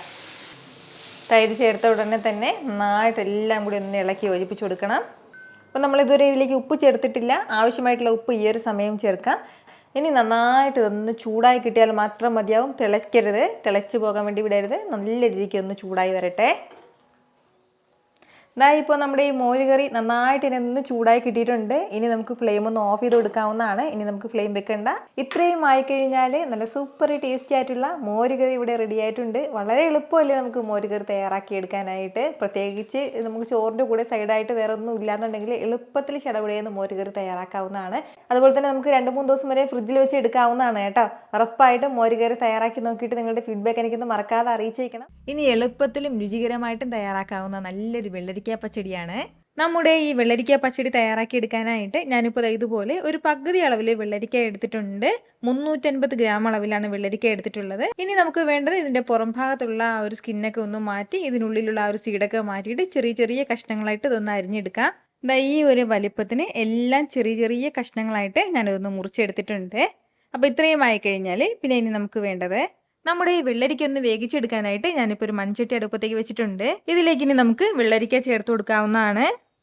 കൂടെ തന്നെ ഈ വെള്ളരിക്കയെല്ലാം നന്നായിട്ട് വെന്ത് കിട്ടാനും ആവശ്യമായിട്ട് ഒരു 1/2 കപ്പ് അളവിൽ വെള്ളം കൂടി ചേർക്കാം. ഈ വെള്ളരിക്കയ്ക്കും ആവശ്യമായിട്ടുള്ള ഉപ്പും കൂടി ഈ ഒരു സമയം ഒന്ന് ചേർത്ത് കൊടുത്തേക്കണം. ഇനി നമുക്കിതെല്ലാം കൂടി നന്നായിട്ട് ഒന്ന് മിക്സ് ചെയ്ത് കൊടുത്ത് ഇതൊന്ന് വേവിക്കാൻ വേണ്ടി വെക്കാം. ഈ ഒരു സമയം കൊണ്ട് നമുക്കിനി തേങ്ങാക്കൂട്ട് ചെയ്തെടുക്കാവുന്നതാണ്. ഞാനിപ്പോൾ മിക്സിയുടെ ചെറിയൊരു ജാറൊന്നെടുത്ത് വെച്ചിട്ടുണ്ട്. ഇതിലേക്ക് നമുക്ക് ഒരു 3/4 കപ്പ് അളവിൽ ചിരകിയ തേങ്ങ ചേർത്ത് കൊടുക്കാം. കൂടെ പിന്നെ ഇനി നമുക്കിതിലേക്ക് വേണ്ടത് ഒരു 1/4 ടീസ്പൂൺ അളവിൽ ചെറിയ ജീരകം കൂടിയാണ്. അതുപോലെ തന്നെ നമ്മുടെ എരിവിനനുസരിച്ചിട്ട് ഒരു പച്ചമുളകും കൂടി ചേർത്ത് കൊടുക്കാം. ഇനി ഇതിലേക്കും ആവശ്യമായിട്ടുള്ള വെള്ളം കൂടി ചേർത്ത് കൊടുത്തിട്ട് നല്ല സ്മൂത്തായിട്ട് തന്നെ നമുക്കൊന്ന് അരച്ചെടുക്കാവുന്നതാണ്. ഇതുപോലെ ഒന്ന് അരച്ചെടുത്ത് കഴിഞ്ഞാൽ പിന്നെ ഇനി നമുക്കിതിലേക്ക് ഒരു 1/2 ടീസ്പൂൺ അളവിൽ കടുകും കൂടി ചേർത്ത് കൊടുക്കാം. കടുക് ഫസ്റ്റിലേ ചേർക്കരുത്, എങ്കിൽ പിന്നെ നന്നായിട്ട് അരഞ്ഞു പോകും. നമുക്ക് ചെറിയ രീതിയിൽ ഇതൊന്ന് നമ്മുടെ കടുകെല്ലാം ഒന്ന് ക്രഷ് ചെയ്തെടുത്താലും മതിയാവും. അപ്പോൾ ഇനി ഒരു 10 സെക്കൻഡ് മാത്രം ഇതൊന്ന് ബ്ലെൻഡ് ചെയ്തെടുക്കാം നമുക്ക്. ഇതിപ്പോൾ ഇങ്ങനെ ഒന്ന് തിളയ്ക്കാൻ തുടങ്ങിയിട്ട് ഏകദേശം ഒരു 4 മിനിറ്റോളം ആയിട്ടുണ്ട്. അത്രയും സമയം കൊണ്ട് തന്നെ നന്നായിട്ട് സോഫ്റ്റ് ആയിട്ട് നമ്മുടെ വെള്ളരിക്കെല്ലാം ഒന്ന് വെന്ത് കിട്ടിയിട്ടുണ്ട് കേട്ടോ. അപ്പോൾ ഇതുപോലൊന്ന് ആയിക്കഴിഞ്ഞാൽ ഇനി നമ്മുടെ തേങ്ങ അരപ്പ് ഇതിലേക്ക് ചേർക്കാവുന്നതാണ്. തേങ്ങാക്കൂട്ടും ചേർത്ത് കൊടുത്തിട്ട് നല്ല രീതിക്ക് തന്നെ ഇതെല്ലാം കൂടി ഒന്ന് വീണ്ടും ഒന്ന് ഇളക്കി യോജിപ്പിച്ച് കൊടുക്കാം. ആ തേങ്ങയുടെ ആ ഒരു പച്ച ടേസ്റ്റൊക്കെ ഒന്ന് മാറി വരട്ടെ. ചെറുതായിട്ടൊന്ന് തിളച്ചാൽ മതിയാവും, ഒരുപാട് സമയം ഇങ്ങനെ തിളപ്പിക്കരുത്. ഈ ഒരു സമയം കൊണ്ട് നമുക്ക് തൈരൊന്ന് റെഡിയാക്കി എടുക്കാം. ഞാനിപ്പോൾ ഇതിലേക്ക് ഒരു 1.5 കപ്പ് അളവിൽ കട്ടി തൈരാണ് ഏറ്റവും എടുത്തിട്ടുള്ളത്. ഇച്ചിരി പുളിയുള്ളത്, എന്നാൽ അധികം പുളിയില്ലാത്ത തൈര് വേണം നമുക്ക് ഇതിലേക്ക് ആവശ്യമായിട്ടുള്ളത്. നന്നായിട്ട് തന്നെ ഒരു ഹാൻഡ് വിസ്ക് വെച്ചിട്ടോ അല്ലാന്നുണ്ടെങ്കിൽ ഫോർക്ക് വെച്ചിട്ടോ നല്ലതുപോലെ ഒന്ന് ബീറ്റ് ചെയ്ത് കൊടുത്ത് ഇതിൻ്റെ കട്ട കംപ്ലീറ്റ് ആയിട്ടൊന്ന് മാറ്റിയെടുക്കാം. ഇപ്പോൾ നമ്മുടെ തേങ്ങാക്കൂട്ടൊക്കെ ചെറിയ രീതിയിലൊന്ന് തിളച്ചു തുടങ്ങിയിട്ടുണ്ട്. നന്നായിട്ട് തിളയ്ക്കേണ്ട ആവശ്യമില്ല. ഇനി നല്ല രീതിക്ക് ഇതെല്ലാം കൂടി ഒന്ന് മിക്സ് ചെയ്ത് കൊടുക്കാം. ഈ ഒരു സമയം ഉപ്പൊക്കെ ടേസ്റ്റ് ചെയ്ത് നോക്കിയേക്കണം കേട്ടോ. ഉപ്പ് കുറവാണെന്നുണ്ടെങ്കിൽ ഉപ്പ് ചേർത്ത് കൊടുക്കാം. അപ്പോൾ ഞാനിപ്പോൾ ഫ്ലെയിം ഓഫ് ചെയ്യാണ്. ഇനി നമുക്ക് ഇതിലേക്ക് തൈരാണ് ചേർത്ത് കൊടുക്കേണ്ടത്. തൈര് ചേർക്കുമ്പോൾ പ്രത്യേകം ശ്രദ്ധിക്കേണ്ടത് ഇത്രയും ചൂടിൽ നമ്മൾ തൈര് ചേർക്കരുത്. ഇതൊന്ന് ചെറുതായിട്ടൊന്ന് തണുത്തിട്ട് മാത്രം തൈര് ചേർക്കാം.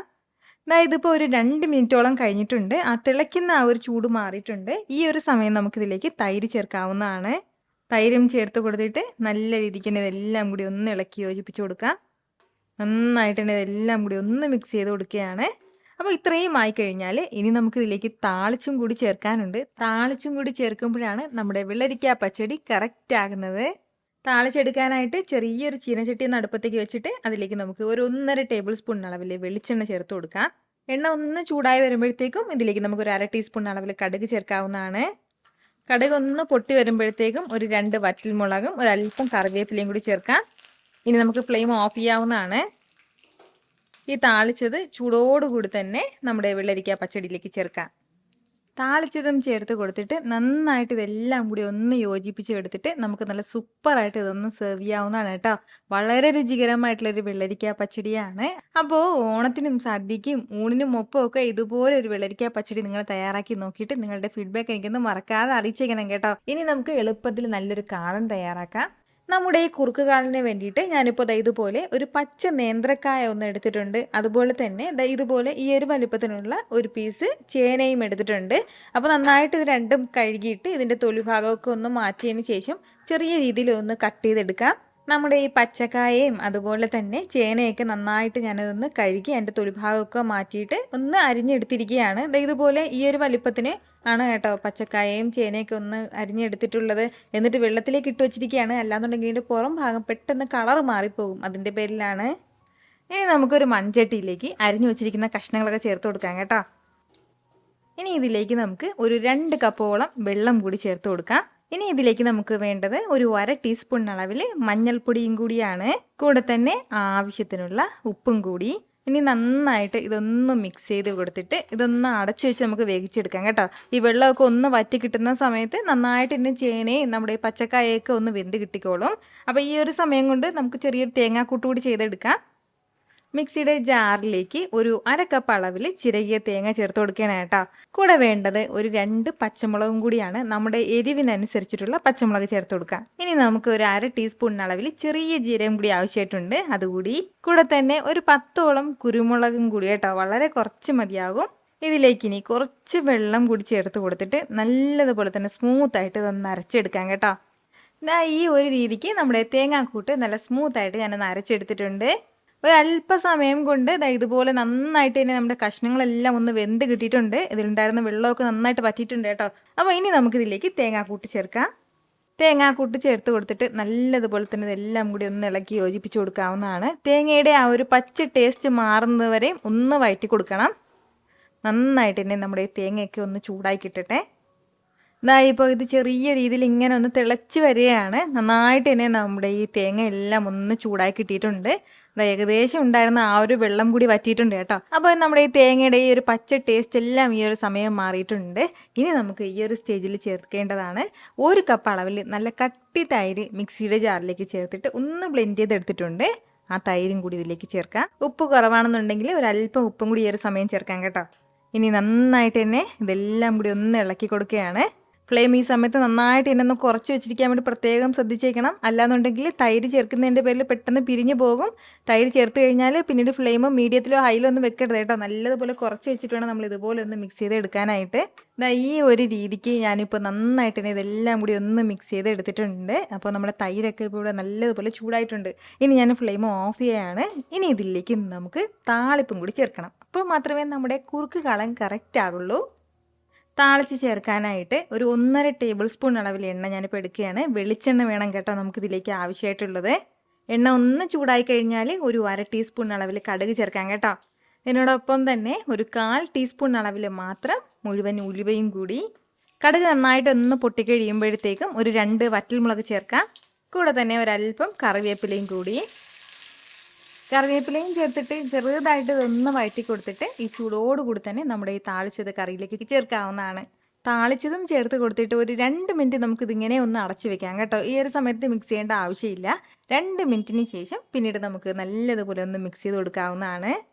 വളരെ രുചികരമായിട്ടുള്ള ഒരു കുറുക്ക് കാളനാണ് കേട്ടോ. നമ്മൾ നേരത്തെ തയ്യാറാക്കിയതിൽ നിന്നും കുറച്ചും കൂടി ഇങ്ങനെ കുറുകി വന്നിട്ടുണ്ട്. ഇത് ഇരിക്കും തോറും ഇങ്ങനെ കുറുകി കിട്ടും കേട്ടോ. അപ്പോൾ നമ്മളിപ്പോൾ സദ്യക്കൊക്കെയാണ് ഇത് തയ്യാറാക്കുന്നതെങ്കിൽ രാവിലെ തയ്യാറാക്കി വെക്കുകയാണെന്നുണ്ടെങ്കിൽ ഉച്ച സമയമൊക്കെ ആകുമ്പോഴത്തേക്കും പെർഫെക്റ്റ് ആയിട്ട് റെഡി ആയിട്ടുണ്ടാകും കേട്ടോ. എപ്പോഴും ഇതുപോലുള്ള നമ്മുടെ കറികളൊക്കെ കുറച്ച് സമയം നേരത്തെ മുമ്പേ തന്നെ ഉടൻ തന്നെ കഴിക്കുന്നതിനേക്കാളും ഒരു 3-4 മണിക്കൂറൊക്കെ ഒന്ന് വെയിറ്റ് ചെയ്ത് കഴിക്കുന്നതാണ് എൻ്റെ കറക്റ്റ് ടേസ്റ്റ് അറിയാൻ പറ്റുള്ളൂ കേട്ടോ. അപ്പോൾ ഇതുപോലെ ഓണത്തിനും സദ്യക്കും അല്ലാന്നുണ്ടെങ്കിൽ ഊണിൻ്റെ കൂടെയൊക്കെ ഒരു കുറുക്ക് കാളൻ തയ്യാറാക്കി നോക്കിയിട്ട് നിങ്ങളുടെ ഫീഡ്ബാക്ക് എനിക്കത് മറക്കാതെ അറിയിച്ചേക്കണം. ഇനി നമുക്ക് രുചികരമായിട്ടുള്ള ഒരു ഇഞ്ചി പച്ചടി എങ്ങനെയാണ് തയ്യാറാക്കുന്നത് നോക്കിയാലോ. നമ്മുടെ ഈ ഇഞ്ചി തൈര് തയ്യാറാക്കി എടുക്കാനായിട്ട് ആദ്യം നമുക്ക് തൈര് നന്നായിട്ടൊന്ന് കട്ടയെല്ലാം ഒന്ന് ഉടച്ചു വെക്കാം. ഞാനിപ്പോൾ ഒരു 1.5 കപ്പ് അളവിലാണ് നല്ല കട്ടി തൈര് എടുത്തിട്ടുള്ളത്. ഇതുപോലെ നല്ല ക്രീമി ആയിട്ട് കട്ടയൊന്നുമില്ലാതെ നമ്മുടെ തൈരെല്ലാം ഒന്ന് മിക്സ് ചെയ്ത് എടുത്തിട്ടുണ്ട്. ഇത്രയും ആയിക്കഴിഞ്ഞാൽ ഇനി നമുക്ക് വേണ്ടത്, ഞാനിപ്പോൾ ഒരു പാനും അടുപ്പത്തേക്ക് വെച്ചിട്ടുണ്ട്. അതൊന്ന് ചൂടായി വരുന്ന സമയം അതിലേക്ക് നമുക്ക് 1 ടേബിൾ സ്പൂൺ അളവിൽ മാത്രം വെളിച്ചെണ്ണ ചേർത്ത് കൊടുക്കാം. എണ്ണ ഒന്ന് ചൂടായി വരുമ്പോഴത്തേക്കും പിന്നെ വേണ്ടത് ഒരു 1/4 കപ്പ് അളവിൽ ഞാനിപ്പോൾ ഇതുപോലെ ചെറുതായിട്ട് അരിഞ്ഞെടുത്ത ഇഞ്ചി എടുത്തിട്ടുണ്ട്. അത്യാവശ്യം വലിയൊരു പീസ് അളവിൽ ഒരേ ഒരു ഇഞ്ചി എടുത്തിട്ട് ഇതുപോലെ ഒന്ന് ചെറുതായിട്ടൊന്ന് അരിഞ്ഞെടുക്കണം. നമുക്കിങ്ങനെ പേസ്റ്റ് പോലെ അരച്ചെടുക്കരുത്. ഇതുപോലെ ചെറുതായിട്ട് വേണം അരിഞ്ഞെടുക്കാനായിട്ട് കേട്ടോ. ഇഞ്ചി ചേർത്ത് കൊടുത്തിട്ട് നന്നായിട്ട് ഒന്ന് വറുത്ത് കൊടുക്കാം. ഫ്ലെയിം മീഡിയത്തിൽ വെച്ചിട്ട് വറുക്കാവുന്നതാണ്. ഒരുപാട് എണ്ണയുടെ ആവശ്യമില്ല. നന്നായിട്ട് നമ്മുടെ ഇഞ്ചിയുടെ ആ ഒരു പച്ച ടേസ്റ്റൊക്കെ മാറി കിട്ടിയാൽ മതിയാവും. കളറൊന്നും മാറണം എന്നുള്ള ആവശ്യവുമില്ല. ഇതുപോലെ മീഡിയം ഫ്ലെയിമിൽ ഇട്ടിട്ട് ഒരു 2 മിനിറ്റ് ഞാൻ ഇതുപോലെ നന്നായിട്ട് തന്നെ ഒന്ന് വറുത്ത് കൊടുത്തിട്ടുണ്ട്. ഇപ്പോൾ നമ്മുടെ ഇഞ്ചിയുടെ ഒരു പച്ച ടേസ്റ്റൊക്കെ മാറി ഇഞ്ചി നന്നായിട്ടൊന്ന് വെന്തും കിട്ടിയിട്ടുണ്ട്. ഇത് ഇത്രയും തന്നെ മതിയാവും. ഇനി നമ്മളിട്ട് വയറ്റാണെന്നുണ്ടെങ്കിൽ ഇതിൻ്റെ കളർ പാടെ മാറിപ്പോവും. ഇനി നമുക്കിത് മാറ്റാവുന്നതാണ്. ഇനി നമുക്ക് വീണ്ടും അതേ പാനിലേക്ക് തന്നെ 1 ടേബിൾ സ്പൂൺ അളവിൽ വെളിച്ചെണ്ണ കൂടി ചേർത്ത് കൊടുക്കാം. എണ്ണ ഒന്ന് ചൂടായി വരുമ്പോഴത്തേക്കും ഇതുപോലെ ഒരു 2 പച്ചമുളക് ഒന്ന് വട്ടത്തിൽ അരിഞ്ഞ് വെച്ചിട്ടുണ്ട്. അത് ചേർക്കുകയാണ്. ഫ്ലെയിം നന്നായിട്ട് ഇതൊന്ന് കുറച്ച് വെച്ചിട്ട് തന്നെ നമ്മുടെ ഈ പച്ചമുളകെല്ലാം ഒന്ന് വഴറ്റിയെടുക്കാവുന്നതാണ്. പച്ചമുളകൊക്കെ ഒന്ന് ചൂടായി തുടങ്ങുന്ന ഈ ഒരു സമയം തന്നെ ഇനി നമുക്കിതിലേക്ക് വേണ്ടത് ഇതുപോലെ ഒരു 1/2 ടീസ്പൂൺ അളവിൽ കടുകും കൂടിയാണ്. നമ്മുടെ ഈ കടുകെല്ലാം നന്നായിട്ട് തന്നെ ഒന്ന് പൊട്ടി വരട്ടെ. കടുകെല്ലാം നന്നായിട്ടൊന്ന് പൊട്ടിക്കഴിഞ്ഞാൽ പിന്നെ വേണ്ടത് ഒരു 2 വറ്റൽമുളകും കൂടിയാണ്. കൂടെ തന്നെ ഒരല്പം കറിവേപ്പിലയും കൂടി. ഇത് ഇത്രയും ചേർത്തിട്ട് നല്ല രീതിക്ക് തന്നെ എല്ലാം കൂടി ഒന്ന് വഴറ്റി കൊടുക്കാം. ഈ ഒരു രീതിക്ക് നമ്മുടെ വറ്റൽമുളകും കറിവേപ്പിലയും എല്ലാം ഒന്ന് മൊരിയിച്ചെടുത്തിട്ടുണ്ട്. ഇത്രയും ആയിക്കഴിഞ്ഞാൽ ഇനി നമുക്ക് വേണ്ടത് നമ്മളിതാ വഴറ്റി മാറ്റി വെച്ചിരിക്കുന്ന നമ്മുടെ ഇഞ്ചി ഇതിലേക്ക് ചേർക്കാവുന്നതാണ്. ഇഞ്ചി ചേർത്തിട്ട് നല്ല രീതിക്ക് തന്നെ എല്ലാം കൂടി ഒന്ന് മിക്സ് ചെയ്ത് കൊടുക്കാം. ഇതുപോലെ നന്നായിട്ട് ഇഞ്ചി എല്ലാം ഒന്ന് യോജിപ്പിച്ച് കഴിഞ്ഞാൽ ഇനി നമുക്കിതിലേക്ക് താളിച്ചതും കൂടി ചേർക്കാവുന്നതാണ്. താളിച്ചതും ചേർത്ത് കൊടുത്തിട്ട് നല്ല രീതിക്ക് ഇതുപോലെ ഒന്ന് മിക്സ് ചെയ്ത് കൊടുക്കുകയാണ്. ഇനി നമ്മൾ ഇതുവരെ ഇതിലേക്ക് ഉപ്പ് ചേർത്തിട്ടില്ലായിരുന്നു. ആവശ്യത്തിനുള്ള ഉപ്പും കൂടി ചേർക്കാം. ഉപ്പും ചേർത്ത് കൊടുത്തിട്ട് നന്നായിട്ട് തന്നെ ഇതെല്ലാം കൂടി ഒന്ന് യോജിപ്പിച്ചെടുക്കാം. പിന്നെ വേറെ പണികളൊന്നും നമുക്കിതിലില്ല. വളരെ സിമ്പിളായിട്ട് നമുക്ക് തയ്യാറാക്കി എടുക്കാൻ പറ്റുന്നതാണ് കേട്ടോ ഇഞ്ചി തൈര് അല്ലെങ്കിൽ ഇഞ്ചി പച്ചടി എന്ന് പറയുന്നത്. എന്നാൽ വളരെ ടേസ്റ്റി ആയിട്ടുള്ള ഒന്നാണ് കേട്ടോ. ചോറ് കഴിക്കാനായിട്ട് പിന്നീട് കൂടുതലായിട്ട് നമുക്ക് വേറെ കറികളുടെ ആവശ്യമൊന്നുമില്ല. ഇതുപോലൊരു ഇഞ്ചി തൈര് കൂടെ ഉണ്ടെങ്കിൽ. അപ്പോൾ ഉറപ്പായിട്ടും സദ്യക്കൊപ്പം ഊണിനൊപ്പം ഒക്കെ ഇതുപോലൊരു ഇഞ്ചി തൈര് നിങ്ങൾ തയ്യാറാക്കി നോക്കിയിട്ട് നിങ്ങളുടെ ഫീഡ്ബാക്ക് എനിക്കൊന്ന് മറക്കാതെ അറിയിച്ചേക്കണേ. ഇനി അടുത്തത് വറുത്തരിശ്ശേരിയാണ്. അപ്പോൾ അതിന് വേണ്ടിയിട്ട് ഒരു 100 ഗ്രാം അളവിൽ വൻപയർ ഞാനിപ്പോൾ ഒരു കുക്കറിലേക്ക് കഴുകി ചേർക്കുകയാണ്. കൂടെ തന്നെ ഒരു 300 ഗ്രാം അളവിൽ മത്തൻ കുറച്ച് വലിയ കഷ്ണങ്ങളായിട്ട് അരിഞ്ഞ് അതും കൂടി ചേർക്കാം. കൂടെ തന്നെ ഒരു 1/2 ടീസ്പൂൺ അളവിൽ മഞ്ഞൾപ്പൊടിയും 1/2 ടീസ്പൂൺ മുളക് പൊടിയും 1/2 ടീസ്പൂൺ അളവിൽ കുരുമുളക് പൊടിച്ചതും ആവശ്യത്തിനുള്ള ഉപ്പും അതുപോലെ തന്നെ ഇതെല്ലാം ഒന്ന് വെന്ത് കിട്ടാനും ആവശ്യമായിട്ടുള്ള കുറച്ച് വെള്ളം കൂടി വെച്ചിട്ട് നന്നായിട്ട് ഇതെല്ലാം കൂടി ഒന്ന് മിക്സ് ചെയ്തിട്ട് ഒരു 3 വിസിൽ വരുന്നത് വരെ ഇതൊന്ന് അടച്ചു വെച്ച് വേവിച്ചെടുക്കാം. ഇപ്പോൾ ഇതിൽ ഒരു 3 വിസിൽ വന്ന് കംപ്ലീറ്റ് പ്രഷറും പോയിട്ടുണ്ട്. ഇത്രയും സമയം കൊണ്ട് തന്നെ നമ്മുടെ വൻപയറും മത്തനും എല്ലാം നന്നായിട്ട് ഇന്ന് വെന്ത് കിട്ടിയിട്ടുണ്ട്. ഇത്രയും ആയിക്കഴിഞ്ഞാൽ ഇനി നമുക്കിതിലേക്ക് തേങ്ങാക്കൂട്ട് ചേർക്കാവുന്നതാണ്. ഒരു 1/4 കപ്പ് അളവിൽ ചിരകിയ തേങ്ങ മിക്സിയുടെ ജാറിലേക്ക് ചേർത്ത് കൊടുത്തിട്ടുണ്ട്. കൂടെ തന്നെ ഒരു 1/2 ടീസ്പൂൺ അളവിൽ ചെറിയ ജീരകവും 2 പച്ചമുളകും 1 അല്ലി വെളുത്തുള്ളിയും ഒരു 1/4 ടീസ്പൂൺ അളവിൽ മഞ്ഞൾപ്പൊടിയും കൂടി ചേർത്തിട്ട് നമ്മൾ അവിയലിനൊക്കെ ചെറുതായിട്ട് ക്രഷ് ചെയ്തെടുക്കില്ലേ, അതുപോലെ ഒന്ന് ക്രഷ് ചെയ്തെടുത്ത് ഇതിലേക്ക് നമുക്ക് ചേർക്കാവുന്നതാണ്. എന്നിട്ട് നന്നായിട്ട് ഇതെല്ലാം കൂടി ഒന്ന് മിക്സ് ചെയ്തെടുക്കണം. ഇനി നമുക്ക് വേണ്ടത് ചെറുതായിട്ട് ഫ്ലെയിം ഒന്ന് കുറച്ച് വെച്ചിട്ട് ഈ വെള്ളമൊക്കെ ഒന്ന് വറ്റിച്ചെടുക്കണം. ഈ ഒരു സമയം കൊണ്ട് നമുക്കിതിന് വേണ്ടിയിട്ടുള്ള തേങ്ങയും കൂടി ഒന്ന് വറുത്തെടുക്കാം. തേങ്ങ വറുത്തെടുക്കാനായിട്ട് ഒരു പാനിലേക്ക് കുറച്ച് എണ്ണ ചേർത്ത് കൊടുക്കുകയാണ്. എണ്ണയൊക്കെ ഒന്ന് ചൂടായി വരുമ്പോഴത്തേക്കും 1/2 ടീസ്പൂൺ അളവിൽ കടുക് ചേർക്കാം. കടുക് ഒന്ന് പൊട്ടി വരുമ്പോഴത്തേക്കും ഒരു 2-3 വറ്റൽ മുളകും കൂടി. ഇനി ഇതിലേക്ക് നമുക്ക് ഒരു 1/2 കപ്പ് അളവിൽ ചിരകിയ തേങ്ങയും കൂടി ചേർത്ത് കൊടുത്തിട്ട് നല്ലതുപോലെ തന്നെ ഒന്ന് വറുത്തെടുക്കാം. ഇതിൻ്റെ കളറൊക്കെ നന്നായിട്ടൊരു ഗോൾഡൻ ബ്രൗൺ കളർ ആകുന്നത് വരെ ഒന്ന് വറുത്തെടുക്കാം. ഈ ഒരു രീതിക്ക് ഇതിൻ്റെ കളറൊക്കെ നന്നായിട്ടൊന്ന് മാറിക്കഴിഞ്ഞാൽ ഒരല്പം ഫ്രഷ് ആയിട്ടുള്ള കറിവേപ്പിലയും കൂടി ചേർത്തിട്ട് വീണ്ടും നല്ലതുപോലെ തന്നെ ഇതെല്ലാം കൂടി ഒന്ന് മിക്സ് ചെയ്തിട്ട് നമ്മുടെ എരിശ്ശേരിയിലേക്ക് ചേർത്ത് കൊടുക്കാം. ഇനി നല്ല രീതിക്ക് ഇതൊന്ന് മിക്സ് ചെയ്ത് എടുത്തു കഴിഞ്ഞാൽ നമ്മുടെ സൂപ്പർ ടേസ്റ്റി ആയിട്ടുള്ള വറുത്തെരിശ്ശേരി നിമിഷ നേരം കൊണ്ട് തയ്യാറായിട്ടുണ്ട് കേട്ടോ. ഇനി നമുക്ക് നല്ലൊരു പാവയ്ക്ക കിച്ചടി തയ്യാറാക്കാം. നമ്മുടെ ഈ പാവയ്ക്ക കിച്ചടി തയ്യാറാക്കി എടുക്കാനായിട്ട് ഞാനിപ്പോൾ ഒരു പാവയ്ക്കാണ് കേട്ടോ എടുത്തിട്ടുള്ളത്. ഇതിപ്പോൾ അത്യാവശ്യം ഇച്ചിരി നീളമുള്ള പാവയ്ക്ക അതിൻ്റെ പേരിൽ 2 പീസായിട്ട് ഒന്ന് കട്ട് ചെയ്ത് വെച്ചിരിക്കുന്നതാണ്. അപ്പോൾ ഇനി ഇതിന് ഉൾഭാഗമൊക്കെ ഒന്ന് ക്ലീൻ ചെയ്തിട്ട് ചെറിയ ചെറിയ പീസായിട്ട് നമുക്കൊന്ന് അരിഞ്ഞു മാറ്റാം. പാവയ്ക്കയൊക്കെ ഈ ഒരു രീതിക്ക് നന്നായിട്ടൊന്ന് അരിഞ്ഞു മാറ്റിയിട്ടുണ്ട്. ഈ ഒരു കനത്തിലാണ് കേട്ടോ ഞാനിപ്പോൾ പാവയ്ക്ക അരിഞ്ഞെടുത്തിട്ടുള്ളത്. അപ്പോൾ വെളിച്ചെണ്ണ എടുക്കുന്നതാണ് ഏറ്റവും കൂടുതൽ നല്ലത് കേട്ടോ. വെളിച്ചെണ്ണ ഇല്ലാന്നുണ്ടെങ്കിൽ മാത്രം വേറെ ഏതെങ്കിലും എണ്ണ എടുക്കാം. ഇനി ഈ കയ്പ്പൊക്കെ കംപ്ലീറ്റ് ആയിട്ട് എണ്ണയിലേക്ക് ചേർക്കാവുന്നതാണ്. ഫ്ലെയിം ഒന്ന് മീഡിയത്തിൽ വെച്ച് കൊടുത്തിട്ട് നല്ല രീതിക്ക് തന്നെ ഇതെല്ലാം കൂടി ഒന്ന് ഫ്രൈ ചെയ്തെടുക്കാവുന്നതാണ്. ഈ ഒരു രീതിക്ക് ഒരല്പസമയം ഒന്ന് വരട്ടി കൊടുക്കുമ്പോഴത്തേക്കും നമ്മുടെ ഈ പാവയ്ക്ക എല്ലാം നന്നായിട്ട് തന്നെ കളറ് മാറി ഈ ഒരു സ്റ്റേജിലാവും കേട്ടോ. നല്ലതുപോലെ തന്നെ ഒന്ന് ക്രിസ്പിയായി കിട്ടിയിട്ടുണ്ട്. ഇത്രയും തന്നെ മതിയാവും. ഒരുപാടിട്ട് വീണ്ടും അതിൻ്റെ കളറ് മാറ്റി കറുപ്പിക്കരുത്, എങ്കിൽ പിന്നെ ആ കരിഞ്ഞ ഒരു ടേസ്റ്റ് ആവും ഉണ്ടാകുന്നത്. ഇപ്പോൾ നമുക്കിത് എടുക്കാവുന്നതാണ്. ഇനി നമുക്ക് ചെറിയൊരു തേങ്ങാക്കൂട്ട് ഇതിന് വേണ്ടി ചെയ്തെടുക്കണം. അപ്പോൾ അതിന് വേണ്ടിയിട്ട് ഇതുപോലൊരു 1/4 കപ്പ് അളവിൽ മാത്രമേ ഞാനിപ്പോൾ ചിരകിയ തേങ്ങ എടുത്തിട്ടുള്ളൂ. ആ ബ്രൗൺ കളറൊന്നും ഇല്ലാതെ എടുക്കുകയാണെന്നുണ്ടെങ്കിൽ കാണാൻ ഒരു ഭംഗി ഉണ്ടാകും കേട്ടോ. അപ്പോൾ ഇതുപോലെ ഒരല്പം തേങ്ങ ചേർത്ത് കൊടുക്കാം. കൂടുതലായി പോകരുത്. ഒരു 3 ടേബിൾ സ്പൂൺ അളവിൽ വരെ ചേർക്കാവുന്നതാണ്. ഇനി നമുക്കിതിലേക്ക് വേണ്ടത് ഇതുപോലെ ഒരല്പം കടുകും കൂടിയാണ്. വളരെ കുറച്ച് മതിയാവും കേട്ടോ കടുക് ചേർക്കുന്നത്. എപ്പോഴും കിച്ചടി തയ്യാറാക്കുമ്പോൾ നമ്മളൊരല്പം കടുക് കൂടി ചേർക്കാറുണ്ട്. കൂടെ തന്നെ പിന്നെ ഇതിനോടൊപ്പം വേണ്ടത് ഒരു പച്ചമുളകും കൂടിയാണ്. അത്യാവശ്യം വലിയ പച്ചമുളക് ആയതിൻ്റെ പേരിലാണ് ഒരെണ്ണം ചേർത്തിരിക്കുന്നത്. തീരെ ചെറുതാണെന്നുണ്ടെങ്കിൽ 2 ചേർക്കാം. ഇനി വേണ്ടത് ഇത് നല്ലതുപോലെ ഒന്ന് അരച്ചെടുക്കണം. അരച്ചെടുക്കാനായിട്ട് നമ്മളിതിലേക്ക് ഒരല്പം തൈരും കൂടിയാണ് ചേർക്കുന്നത്. നമ്മളിതിലേക്ക് വെള്ളം ഒട്ടുമേ ചേർക്കുന്നില്ല. നമ്മുടെ ഈ പാവയ്ക്ക കിച്ചടിയിലേക്ക് ഒരല്പം പോലും വെള്ളം ചേർക്കാതെ വേണം തയ്യാറാക്കാനായിട്ട് കേട്ടോ. അപ്പോൾ നല്ല സ്മൂത്തായിട്ട് തന്നെ ഇതൊന്ന് അരച്ചെടുക്കാം. ഇതുപോലെ നന്നായിട്ട് തന്നെ ഞാനിതൊന്ന് അരച്ചെടുത്തിട്ടുണ്ട് കേട്ടോ. ഇനി നമുക്ക് വേണ്ടത് ഒരു ബോളിലേക്ക് ഒരു 1/2 കപ്പ് അളവിൽ തൈര് ചേർത്ത് കൊടുക്കാം. നല്ല കട്ടി തൈര് വേണം കേട്ടോ നമ്മുടെ ഈ കിച്ചടിക്ക് വേണ്ടി ആവശ്യമായിട്ടുള്ളത്. കുറച്ച് പുളിയോട് കൂടിയിട്ടുള്ള എന്നാൽ ഒരുപാട് പുളി ഇല്ലാത്ത തൈര് വേണം ആവശ്യമായിട്ടുള്ളത് ഇതിന്. ഇനി നമുക്കിതൊരു ഫോർക്ക് വെച്ചിട്ട് നന്നായിട്ട് തന്നെ കട്ടയൊക്കെ ഒന്ന് ഉടച്ചു കൊടുക്കാം. നന്നായിട്ട് തന്നെ ഞാനിതൊന്ന് മിക്സ് ചെയ്ത് കൊടുത്തിട്ടുണ്ട്. ഇതുപോലെ നല്ല ക്രീമി ആയിട്ട് വന്നിട്ടുണ്ട് കേട്ടോ. അപ്പോൾ ഇത്രയും ആയി കഴിഞ്ഞാൽ ഇനി നമുക്ക് അരച്ച് മാറ്റി വെച്ചിരിക്കുന്ന തേങ്ങാക്കൂട്ട് ചേർത്ത് കൊടുക്കാം. തേങ്ങാക്കൂട്ടും ചേർത്തിട്ട് വീണ്ടും ഒന്ന് നന്നായിട്ട് തന്നെ ഒന്ന് മിക്സ് ചെയ്ത് കൊടുക്കുകയാണ്. ഈ ഒരു രീതിക്ക് നമ്മുടെ തേങ്ങാക്കൂട്ടും നന്നായിട്ടൊന്ന് യോജിപ്പിച്ച് കഴിഞ്ഞാൽ പിന്നെ ഇനി നമുക്ക് വേണ്ടത് നമ്മൾ ഫ്രൈ ചെയ്ത് മാറ്റി വെച്ചിരിക്കുന്ന നമ്മുടെ ഈ പാവയ്ക്ക് ഇതിലേക്ക് ചേർത്ത് കൊടുക്കാം. ഇതിനോടൊപ്പം തന്നെ ഒരു 1/4 ടീസ്പൂൺ അളവിൽ മാത്രം പഞ്ചസാരയും കൂടി ചേർക്കുകയാണ്. നമ്മളിതുവരെ ഇതിലേക്ക് ഉപ്പ് ചേർത്തിട്ടില്ലായിരുന്നു. അപ്പോൾ ആവശ്യത്തിനുള്ള ഉപ്പും കൂടി ചേർക്കാം. ഉപ്പും ചേർത്തിട്ട് നന്നായിട്ട് തന്നെ ഇതെല്ലാം കൂടി ഒന്ന് ഇളക്കി യോജിപ്പിച്ച് കൊടുക്കാം.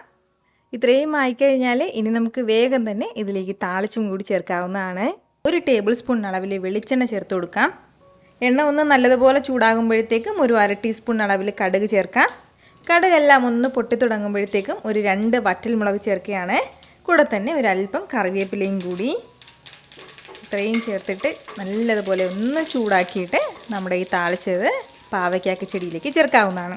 താളിച്ചതും ചേർത്ത് കൊടുത്തിട്ട് നന്നായിട്ട് ഇനി ഇതൊന്ന് മിക്സ് ചെയ്തിട്ട് ഉടൻ തന്നെ ഇത് സെർവ് ചെയ്യാവുന്നതാണ് കേട്ടോ. അപ്പോൾ ഇതുപോലെ ഒരു പാവയ്ക്ക കിച്ചടി സദ്യയ്ക്കൊപ്പം ഓണത്തിനും വിഷുവിനും ഒക്കെ നിങ്ങളൊന്ന് തയ്യാറാക്കി നോക്കിയിട്ട് നിങ്ങളുടെ ഫീഡ്ബാക്ക് എനിക്കൊന്ന് മറക്കാതെ അറിയിച്ചേക്കണം. ഇനി നമുക്ക് പുളിയിഞ്ചി എങ്ങനെയാണ് തയ്യാറാക്കുന്നതെന്ന് നോക്കാം. അപ്പോൾ പുളിയിഞ്ചി തയ്യാറാക്കി എടുക്കാനായിട്ട് ഒരു മൺചട്ടിയിലേക്ക് ഒരു 2 ടേബിൾ സ്പൂൺ അളവിൽ വെളിച്ചെണ്ണ ചേർത്ത് കൊടുക്കുകയാണ്. എണ്ണ ഒന്ന് ചൂടായി വരുമ്പോഴത്തേക്കും ഇതിലേക്ക് നമുക്ക് 1 ടീസ്പൂൺ അളവിൽ കടുക് ചേർത്ത് കൊടുക്കാം. കടുക് ഒന്ന് പൊട്ടി വരുമ്പോഴത്തേക്കും ഒരു 4 ചെറിയുള്ളി ചെറുതായിട്ടൊന്ന് അരിഞ്ഞ് ചേർക്കുകയാണ്. ഇനി നന്നായിട്ട് ഇതിൻ്റെ കളറ് മാറുന്നവരെ നമുക്കൊന്ന് വഴറ്റി കൊടുക്കണം. ഈ ഒരു രീതിക്ക് ഇതിൻ്റെ കളറൊന്ന് മാറിക്കഴിഞ്ഞാൽ പിന്നെ നമുക്ക് വേണ്ടത് ചെറുതായിട്ട് പൊടിയായിട്ട് അരിഞ്ഞെടുത്ത ഇഞ്ചിയാണ്. ഒരു 125 ഗ്രാം അളവിലാണ് ഞാനിപ്പോൾ ഇഞ്ചി എടുത്തിട്ടുള്ളത് കേട്ടോ. അപ്പോൾ അത് ചേർക്കുകയാണ്. ഇനി ഇതിൻ്റെ കളറ് മാറുന്നവരെ നമുക്കൊന്ന് വഴറ്റിയെടുക്കണം. ഈ ഒരു രീതിക്ക് ഇതിൻ്റെ കളറൊന്ന് മാറി തുടങ്ങുന്ന സമയം ഇതിലേക്ക് നമുക്ക് ഒരു 4 വറ്റൽമുളക് ചേർത്ത് കൊടുക്കാം. കൂടെ തന്നെ 2 പച്ചമുളക് ചെറുതായിട്ട് അരിഞ്ഞതും കൂടി. ഇനി നല്ലതുപോലെ ഇതിൻ്റെ കളർ നല്ലൊരു ഗോൾഡൻ ബ്രൗൺ കളർ ആകുന്നത് വരെ നമുക്കൊന്ന് വഴറ്റിയെടുക്കണം. നമ്മുടെ ഇഞ്ചിയുടെ കളറൊക്കെ ഇതുപോലെ ഒരു ബ്രൗൺ കളർ ആയി കഴിഞ്ഞാൽ ഇനി നമുക്ക് ഇതിലേക്ക് മസാലപ്പൊടികളാണ് ചേർക്കേണ്ടത്. 1 ടീസ്പൂൺ അളവിൽ മുളക് പൊടി ചേർക്കുകയാണ്. കൂടെ തന്നെ ഒരു 1/2 ടീസ്പൂൺ അളവിൽ മഞ്ഞൾപ്പൊടിയും കൂടി. ഇത് ഇത്രയും ചേർത്തിട്ട് നല്ല രീതിക്ക് നമുക്കൊന്ന് വഴറ്റി കൊടുക്കാം.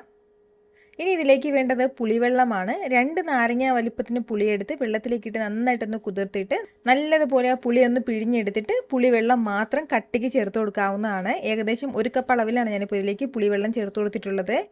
പുളിവെള്ളമൊക്കെ ഒന്ന് തിളച്ചു തുടങ്ങുന്ന സമയം ആകുമ്പോഴത്തേക്കും ഇതിലേക്ക് അത്യാവശ്യം വലിയൊരു പീസ് അളവിൽ തന്നെ നമുക്ക് ശർക്കര ചേർക്കാവുന്നതാണ്. ചെറിയൊരു മധുരം നമ്മുടെ ഈ പുളിയിഞ്ചിക്ക് വേണം, അതിന് വേണ്ടിയിട്ടാണ് ശർക്കര ചേർക്കുന്നത്.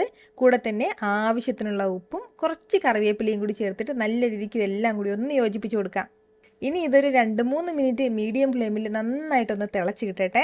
ഒരല്പസമയം കഴിയുമ്പോഴത്തേക്ക് നമ്മുടെ ഈ പുളിയിഞ്ചിയെല്ലാം നന്നായിട്ട് ഈ ഒരു രീതിക്കൊന്ന് കുറുകി കിട്ടും കേട്ടോ. ഈ ഒരു സമയം ഇതിലേക്ക് നമുക്ക് ഒരു 1/4 ടീസ്പൂൺ അളവിൽ കായപ്പൊടിയും 1/4 ടീസ്പൂൺ അളവിൽ ഉലുവ പൊടിച്ചതും കൂടി ചേർത്ത് കൊടുത്തിട്ട് എല്ലാം കൂടി നന്നായിട്ടൊന്ന് മിക്സ് ചെയ്ത് എടുക്കണം. ഇനി നമുക്ക് സൂപ്പറായിട്ട് ഈ പുളിയിഞ്ചി സെർവ് ചെയ്യാവുന്നതാണ് കേട്ടോ. കുറച്ച് നാൾ നമുക്കിത് ഫ്രിഡ്ജിലും സൂക്ഷിക്കാവുന്നതാണ്. ഇനി നമ്മൾ നോക്കുന്നത് ഓലൻ തയ്യാറാക്കുന്നതാണ്. അപ്പോൾ അതിന് വേണ്ടിയിട്ട് ഒരു 1/2 കപ്പ് അളവിൽ 1 പെയർ കുക്കറിലേക്ക് ചേർത്ത് കൊടുക്കുകയാണ്. ഇനി ഇതിലേക്ക് കുറച്ച് വെള്ളവും ആവശ്യത്തിനുള്ള ഉപ്പും കൂടി ചേർത്ത് നന്നായിട്ട് ഒന്ന് മിക്സ് ചെയ്തിട്ട് നല്ലതുപോലെ തന്നെ ഒന്ന് വേവിച്ചെടുക്കാം. നല്ല സോഫ്റ്റായിട്ട് ഇതുപോലെ ഒന്ന് വെന്ത് കഴിഞ്ഞാൽ പിന്നെ വേണ്ടത് ഒരു 350 ഗ്രാം അളവിൽ കുമ്പളങ്ങ ഈ ഒരു രീതിക്ക് ഒന്ന് അരിഞ്ഞെടുത്തിട്ടുണ്ട്. അതും കൂടി ചേർക്കുകയാണ്. കൂടെ തന്നെ ഒരു 2 പച്ചമുളകും കൂടി. ഇനി വേണ്ടത് നല്ല ഫ്രഷ് ആയിട്ടുള്ള കുറച്ച് കറിവേപ്പിലയും ഒരു 1/2 കപ്പ് അളവിൽ 2 തേങ്ങാപ്പാലും കൂടിയാണ്. കുമ്പളങ്ങയ്ക്കും ആവശ്യമായിട്ടുള്ള ഒരു അല്പം ഉപ്പും കൂടി ചേർത്ത് കൊടുത്തിട്ട് എല്ലാം കൂടി നന്നായിട്ടൊന്ന് യോജിപ്പിച്ച് കൊടുത്ത് ഇനി നമുക്ക് ഈ തേങ്ങാപ്പാൽ വറ്റുന്നത് വരെ നല്ലതുപോലെ ഒന്ന് അടച്ചു വെച്ച് വേവിച്ചെടുക്കാം.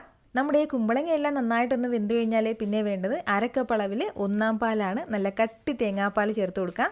കൂടെ തന്നെ ഒരു അല്പം കറിവേപ്പിലയും ഒരു 2 ടീസ്പൂൺ അളവിൽ വെളിച്ചെണ്ണയും കൂടി ചേർത്തിട്ട് നന്നായിട്ട് ഒന്ന് മിക്സ് ചെയ്തെടുത്തു കഴിഞ്ഞാൽ സൂപ്പർ ടേസ്റ്റി ആയിട്ടുള്ള ഓലൻ ഇവിടെ വളരെ പെട്ടെന്ന് തയ്യാറായിട്ടുണ്ട് കേട്ടോ. ഇനി സദ്യയിലെ പലർക്കും ഇഷ്ടമുള്ള മധുരപ്പച്ചടി എങ്ങനെ ഉണ്ടാക്കുന്നതെന്ന് നോക്കാം. അപ്പോൾ അതിന് വേണ്ടിയിട്ട് ഒരു മൺചട്ടിയിലേക്ക് ഞാനിപ്പോൾ ഒരു മീഡിയം സൈസ് പൈനാപ്പിളിൻ്റെ പകുതിയോളം ഇതുപോലെ ചെറുതായിട്ടൊന്ന് അരിഞ്ഞെടുത്തിട്ടുണ്ട്. ആ പൈനാപ്പിൾ ചേർക്കുകയാണ്. കൂടെ തന്നെ ഈ പൈനാപ്പിൾ വേകാനും ആവശ്യമായിട്ടുള്ള ഒരു 1/2 കപ്പോളം അളവിൽ വെള്ളം കൂടി. ഇനി ഇതിലേക്ക് ഒരു 1/2 ടീസ്പൂൺ അളവിൽ മഞ്ഞൾപ്പൊടിയും കുറച്ച് ആവശ്യത്തിന് മാത്രം ഉപ്പും കൂടി ചേർത്ത് കൊടുത്തിട്ട് നല്ല രീതിക്ക് തന്നെ എല്ലാം കൂടി ഒന്ന് മിക്സ് ചെയ്തിട്ട് ഒരു 3-4 മിനിറ്റ് ഇതൊന്ന് അടച്ചു വെച്ച് നമുക്കൊന്ന് വേവിച്ചെടുക്കാം. ഇതിപ്പോൾ ഒരു 3 മിനിറ്റോളം ആയിട്ടുണ്ട്. നന്നായിട്ടൊരു പകുതിയോളം അളവിൽ നമ്മുടെ പൈനാപ്പിളൊക്കെ വെന്ത് കിട്ടിയിട്ടുണ്ട്. ഈ ഒരു സമയം നമുക്ക് അത്യാവശ്യം വലിയൊരു പീസ് അളവിൽ ശർക്കര ചേർക്കുകയാണ്. കൂടെ തന്നെ ഒരു നേന്ത്രപ്പഴം ചെറുതായിട്ട് അരിഞ്ഞിട്ട് അതും കൂടി. ഇനി ഒരല്പം കറിവേപ്പിലയും കൂടി ചേർത്ത് കൊടുക്കാം. ഇതെല്ലാം കൂടി ഒന്ന് മിക്സ് ചെയ്ത് യോജിപ്പിച്ച് കൊടുക്കുകയാണ്. പിന്നെ വേണ്ടത് ഒരു 1/4 കപ്പ് അളവിൽ പൈനാപ്പിൾ മാത്രം മിക്സിയുടെ ജാറിലേക്ക് മാറ്റി ഒന്ന് നന്നായിട്ടൊന്ന് അരച്ചെടുത്ത പേസ്റ്റാണ്. അതും കൂടി ചേർക്കുകയാണ്. ഇത് ഇത്രയും ചേർത്തിട്ട് ആ പൈനാപ്പിൾ ഇപ്പോൾ ചേർത്ത പൈനാപ്പിൾ ഒന്ന് വേകാനായിട്ട് ഒരു 2 മിനിറ്റ് ഒന്ന് അടച്ചു വെക്കുകയാണ്. ഇത്രയും സമയം കൊണ്ട് തന്നെ നല്ലതുപോലെ ഇതിലെ വെള്ളം എല്ലാം ഒന്ന് വറ്റി കിട്ടിയിട്ടുണ്ട്. ഈ ഒരു സമയം നമുക്കിതിലേക്ക് തേങ്ങാക്കൂട്ട് ചേർക്കാം. ഒരു 1/2 കപ്പ് അളവിൽ ചിരകിയ തേങ്ങയും 1/2 ടീസ്പൂൺ അളവിൽ ചെറിയ ജീരകവും 1/4 ടീസ്പൂൺ അളവിൽ മഞ്ഞൾപ്പൊടിയും ആവശ്യത്തിനുള്ള വെള്ളവും ചേർത്ത് നല്ല സ്മൂത്തായിട്ടൊന്ന് അരച്ച് അതും കൂടി ഇതിലേക്ക് ചേർക്കാവുന്നതാണ്. ഇനി ഇതെല്ലാം കൂടി ഒന്ന് മിക്സ് ചെയ്ത് യോജിപ്പിച്ച് കഴിഞ്ഞാൽ പിന്നെ വേണ്ടത് ഒരു 10-15 മുന്തിരിങ്ങയും കൂടി ചേർക്കാവുന്നതാണ്. മുന്തിരിങ്ങയും ചേർത്ത് നല്ല രീതിക്ക് എല്ലാം കൂടി ഒന്ന് ഇളക്കി യോജിപ്പിച്ച് നന്നായിട്ട് ഒന്ന് വേവിച്ചൊന്ന് കുറുക്കിയെടുക്കാം. ഇതിപ്പോൾ നല്ലതുപോലെ ഒന്ന് കുറുകി കിട്ടിയിട്ടുണ്ട്. ഈ ഒരു സമയം 1 ടീസ്പൂൺ അളവിൽ നല്ല ചതച്ച കടുകും കൂടി ചേർക്കാവുന്നതാണ്. കൂടെ തന്നെ നമ്മുടെ എരിവിനനുസരിച്ചിട്ട് ഒരു 4ഓളം പച്ചമുളകും ഒന്ന് ചതച്ച് ചേർക്കുകയാണ്.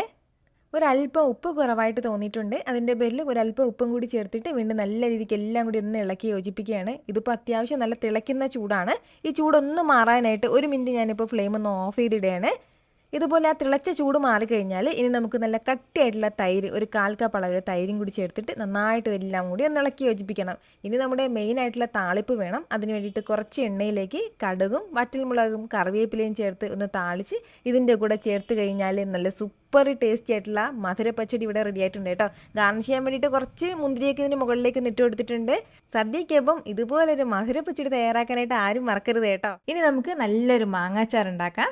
നമ്മുടെ ഈ മാങ്ങാച്ചാർ തയ്യാറാക്കി എടുക്കാനായിട്ട് ഞാനിപ്പോൾ ഇതുപോലെ ഒരു 3 മാങ്ങ എടുത്തിട്ടുണ്ട്. അത്യാവശ്യം ഈ വലിപ്പത്തിലുള്ള മാങ്ങാനായിട്ട് എടുത്തിട്ടുള്ളത്. 1/2 കിലോ അളവിലാണ് നമ്മുടെ ഈ മാങ്ങ ഉള്ളത്. നന്നായിട്ട് ഒന്ന് കഴുകിയിട്ട് നമുക്കിത് ചെറിയ ചെറിയ പീസായിട്ടൊന്ന് അരിഞ്ഞെടുക്കാം. നമ്മുടെ ഈ മാങ്ങയെല്ലാം ഇതുപോലെ ചെറിയ ചെറിയ കഷ്ണങ്ങളായിട്ട് ഞാൻ ഇതുപോലെ ഒന്ന് അരിഞ്ഞ് മാറ്റിയിട്ടുണ്ട് കേട്ടോ. തീരെ വലിയ കഷ്ണങ്ങളാക്കി എടുക്കരുത്. ഇതുപോലെ ചെറിയ കഷ്ണങ്ങളായിട്ട് വേണം നമുക്കിതൊന്ന് അരിഞ്ഞെടുക്കേണ്ടത്. അപ്പോൾ ഇതുപോലെ ഒന്ന് അരിഞ്ഞ് മാറ്റി കഴിഞ്ഞാൽ പിന്നെ ഇനി നമുക്ക് വേണ്ടത് നമ്മുടെ ഈ മാങ്ങയ്ക്കും ആവശ്യമായിട്ടുള്ള ഉപ്പാണ്. ഞാനിപ്പോൾ ഒരു 3 ടീസ്പൂൺ അളവിലാണ് ഇതിലേക്ക് ഉപ്പ് ചേർത്ത് കൊടുക്കുന്നത്. ഉപ്പും ചേർത്ത് കൊടുത്തിട്ട് നല്ല രീതിക്ക് തന്നെ നമുക്കൊന്ന് മിക്സ് ചെയ്തെടുക്കാം. നന്നായിട്ട് ഈ ഉപ്പെല്ലാം മാങ്ങയിലൊന്ന് പുരണ്ട് കിട്ടണം. ആ ഒരു രീതിക്ക് തന്നെ നല്ലതുപോലെ ഒന്ന് യോജിപ്പിച്ചെടുക്കാം. ഈ ഒരു രീതിക്ക് മാങ്ങയും ഉപ്പും എല്ലാം ഒന്ന് യോജിപ്പിച്ചെടുത്ത് കഴിഞ്ഞാൽ പിന്നെ ഇനി നമുക്ക് വേണ്ടത് കുറഞ്ഞതൊരു 30 മിനിറ്റ് നമുക്കിങ്ങനെ ഒന്ന് റെസ്റ്റ് ചെയ്യാൻ വേണ്ടി വെക്കാം. അത്രയും സമയം കൊണ്ട് തന്നെ നന്നായിട്ട് ഈ ഉപ്പെല്ലാം മാങ്ങയിൽ പിടിച്ചിട്ടുണ്ടാകും കേട്ടോ. അപ്പോൾ ഈ ഒരു സമയം കൊണ്ട് നമുക്ക് ബാക്കി കാര്യങ്ങളൊക്കെ ഒന്ന് ചെയ്തെടുക്കാം. ഇനി നമുക്ക് വേണ്ടത്, ഞാനിപ്പോൾ ഒരു പാൻ ഒന്ന് അടുപ്പത്തേക്ക് വെച്ചിട്ടുണ്ട്. ഫ്ലെയിം ഓൺ ചെയ്തിട്ടില്ല. ഇതിലേക്ക് നമുക്ക് ഒരു 3 ടേബിൾ സ്പൂൺ അളവിൽ മുളക് പൊടി ചേർത്ത് കൊടുക്കാം. അത്യാവശ്യം നന്നായിട്ട് എരിവ് കുറവുള്ള മുളക് പൊടിയാണ് കേട്ടോ. അപ്പോൾ അതിൻ്റെ പേരിലാണ് ഞാൻ 3 ടേബിൾ സ്പൂൺ അളവിൽ ചേർക്കുന്നത്. ഇനിയിപ്പോൾ നല്ല എരിവുള്ള മുളക് പൊടിയാണെന്നുണ്ടെങ്കിൽ 1.5 ടേബിൾ സ്പൂൺ അളവിൽ മാത്രം ചേർത്ത് കൊടുത്താൽ മതിയാവും. കൂടെ പിന്നെ ഇനി നമുക്കിതിലേക്ക് വേണ്ടത് ഒരു 1/4 ടീസ്പൂൺ അളവിൽ ഉലുവാപ്പൊടിയും കൂടിയാണ്. ഒരു 1/2 ടീസ്പൂൺ അളവിൽ കായപ്പൊടിയും കൂടി ചേർത്ത് കൊടുക്കാം. ഇത് ഇത്രയും ചേർത്ത് കൊടുത്തിട്ട് ഫ്ലെയിം ഒന്ന് ഓണാക്കിയിട്ട് നന്നായിട്ടൊന്ന് വറുത്തെടുക്കാം. കുറഞ്ഞ ഫ്ലെയിമിൽ വെച്ചിട്ട് വേണം കേട്ടോ നമ്മളൊന്ന് വറുത്തെടുക്കാനായിട്ട്. അപ്പം ഫസ്റ്റിലേ കടായി ചൂടാക്കിയിട്ട് നമ്മൾ വറുക്കാൻ വേണ്ടി നിൽക്കരുത്. എങ്കിൽ പിന്നെ നമ്മൾ ഈ മസാലകൾ ചേർക്കുന്ന സമയം കൊണ്ട് അടിയിലുള്ള മസാലകളൊക്കെ പെട്ടെന്ന് കരിഞ്ഞു പോകും കേട്ടോ. അപ്പോൾ അതിൻ്റെ പേരിൽ നന്നായിട്ട് മസാലയൊക്കെ ചേർത്ത് കൊടുത്തിട്ട് വേണം ഫ്ലെയിം ഓൺ ചെയ്ത് നമ്മളൊന്ന് വറുത്തെടുക്കാനായിട്ട്. ഈ ഒരു രീതിക്ക് ഒരു അല്പസമയം ഒന്ന് വറുത്ത് കൊടുത്ത് നമ്മുടെ മസാലയുടെ ആ ഒരു പച്ച മണമൊക്കെ ഒന്ന് മാറ്റിയെടുത്തിട്ടുണ്ട്. നമ്മുടെ മസാലയുടെ കളറും ലൈറ്റായിട്ടൊന്ന് മാറി തുടങ്ങിയിട്ടുണ്ട്. ഈ ഒരു സമയം നമുക്കിനി ഫ്ലെയിം ഓഫ് ചെയ്യാവുന്നതാണ്. ഇനി നമുക്ക് നേരെ തന്നെ ഈ ചൂടോടുകൂടി ഈ മസാലക്കൂട്ട് മാങ്ങയിലേക്ക് ചേർക്കാവുന്നതാണ്. നമ്മുടെ മാങ്ങ എല്ലാം ഇങ്ങനെ ഒന്ന് റെസ്റ്റ് ചെയ്യാൻ വെച്ചിട്ട് ഏകദേശം ഒരു 30 മിനിറ്റോളം കഴിഞ്ഞിട്ടുണ്ട്. അത്രയും സമയം കൊണ്ട് തന്നെ നന്നായിട്ട് നമ്മുടെ മാങ്ങയിലേക്ക് ഉപ്പെല്ലാം ഒന്ന് പിടിച്ച് കിട്ടിയിട്ടുണ്ട് കേട്ടോ. ഇതിലേക്കിനി നമ്മൾ വറുത്ത് മാറ്റി വെച്ചിരിക്കുന്ന മസാലപ്പൊടി ചേർക്കാവുന്നതാണ്. ഇതെല്ലാം കൂടി നല്ല രീതിക്ക് തന്നെ ഒന്ന് യോജിപ്പിച്ച് കൊടുക്കാം. ഈ ഒരു രീതിക്ക് നന്നായിട്ട് തന്നെ നമ്മുടെ മസാല എല്ലാം മാങ്ങയിലേക്ക് ഒന്ന് യോജിപ്പിച്ചെടുത്തിട്ടുണ്ട്. നന്നായിട്ട് ഇതെല്ലാം കൂടി ഇളക്കി യോജിപ്പിച്ചെടുത്തിട്ടുണ്ട്. ഇത്രയും ആയിക്കഴിഞ്ഞാൽ ഇനി നമുക്കിതിലേക്ക് താളിച്ചും കൂടി ചേർത്ത് കൊടുക്കാം. വീണ്ടും അതേ പാനിലേക്ക് തന്നെ കുറച്ച് എണ്ണ ചേർത്ത് കൊടുക്കാം. നല്ലെണ്ണയാണ് കേട്ടോ ചേർത്ത് കൊടുക്കുന്നത്, അതായത് എള്ളെണ്ണ. 4 ടേബിൾ സ്പൂൺ അളവിലാണ് ഞാനിപ്പോൾ എണ്ണ എടുത്തിട്ടുള്ളത്. എണ്ണ നന്നായിട്ടൊന്ന് ചൂടായി വരുന്ന സമയം ഇതിലേക്ക് നമുക്ക് ഒരു 1.5 ടീസ്പൂൺ അളവിൽ കടുക് ചേർത്ത് കൊടുക്കാം. കടുകെല്ലാം നന്നായിട്ടൊന്ന് പൊട്ടി തുടങ്ങി കഴിഞ്ഞാൽ പിന്നെ നമുക്കിതിലേക്ക് കറിവേപ്പില ചേർക്കാവുന്നതാണ്. കറിവേപ്പിലയും ചേർത്തിട്ട് എല്ലാം കൂടി ഒന്ന് ഇളക്കി യോജിപ്പിച്ച് കൊടുക്കണം. ഇനി നമുക്ക് ഈ ചൂടോടുകൂടി തന്നെ ഈ താളിച്ച് നമുക്ക് മാങ്ങാച്ചാറിലേക്ക് ചേർക്കാവുന്നതാണ്.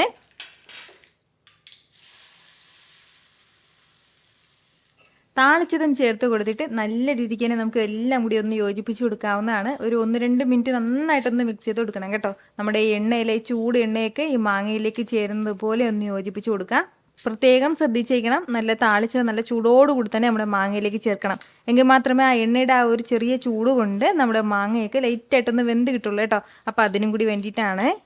വളരെ രുചികരമായിട്ടുള്ള ഒരു മാങ്ങാച്ചാറാണ് കേട്ടോ. അപ്പോൾ ഇത് നമുക്കിത് ഫ്രിഡ്ജിൽ സ്റ്റോർ ചെയ്യാവുന്നതാണ്. 1-2 ആഴ്ച വരെ നമുക്ക് ഫ്രിഡ്ജിൽ സ്റ്റോർ ചെയ്യാം. ഒരുപാട് നാൾ സ്റ്റോർ ചെയ്യാൻ പറ്റില്ല. നമുക്കിത് ഒരുപാട് നാൾ സൂക്ഷിക്കണമെന്നുണ്ടെങ്കിൽ ഏകദേശം ഒരു 4-5 ടേബിൾ സ്പൂൺ അളവിൽ വിനിഗർ ചെറുതായിട്ടൊന്ന് ചൂടാക്കിയിട്ട് ഇതിലേക്ക് ചേർക്കാവുന്നതാണ്. എന്നിട്ട് നമുക്കിത് ഒരുപാട് മാസങ്ങളോളം ഫ്രിഡ്ജിൽ സ്റ്റോർ ചെയ്യാം കേട്ടോ. 2 മാസത്തോളം നമുക്കിത് ഫ്രിഡ്ജിൽ സ്റ്റോർ ചെയ്യാൻ പറ്റുന്നതാണ്.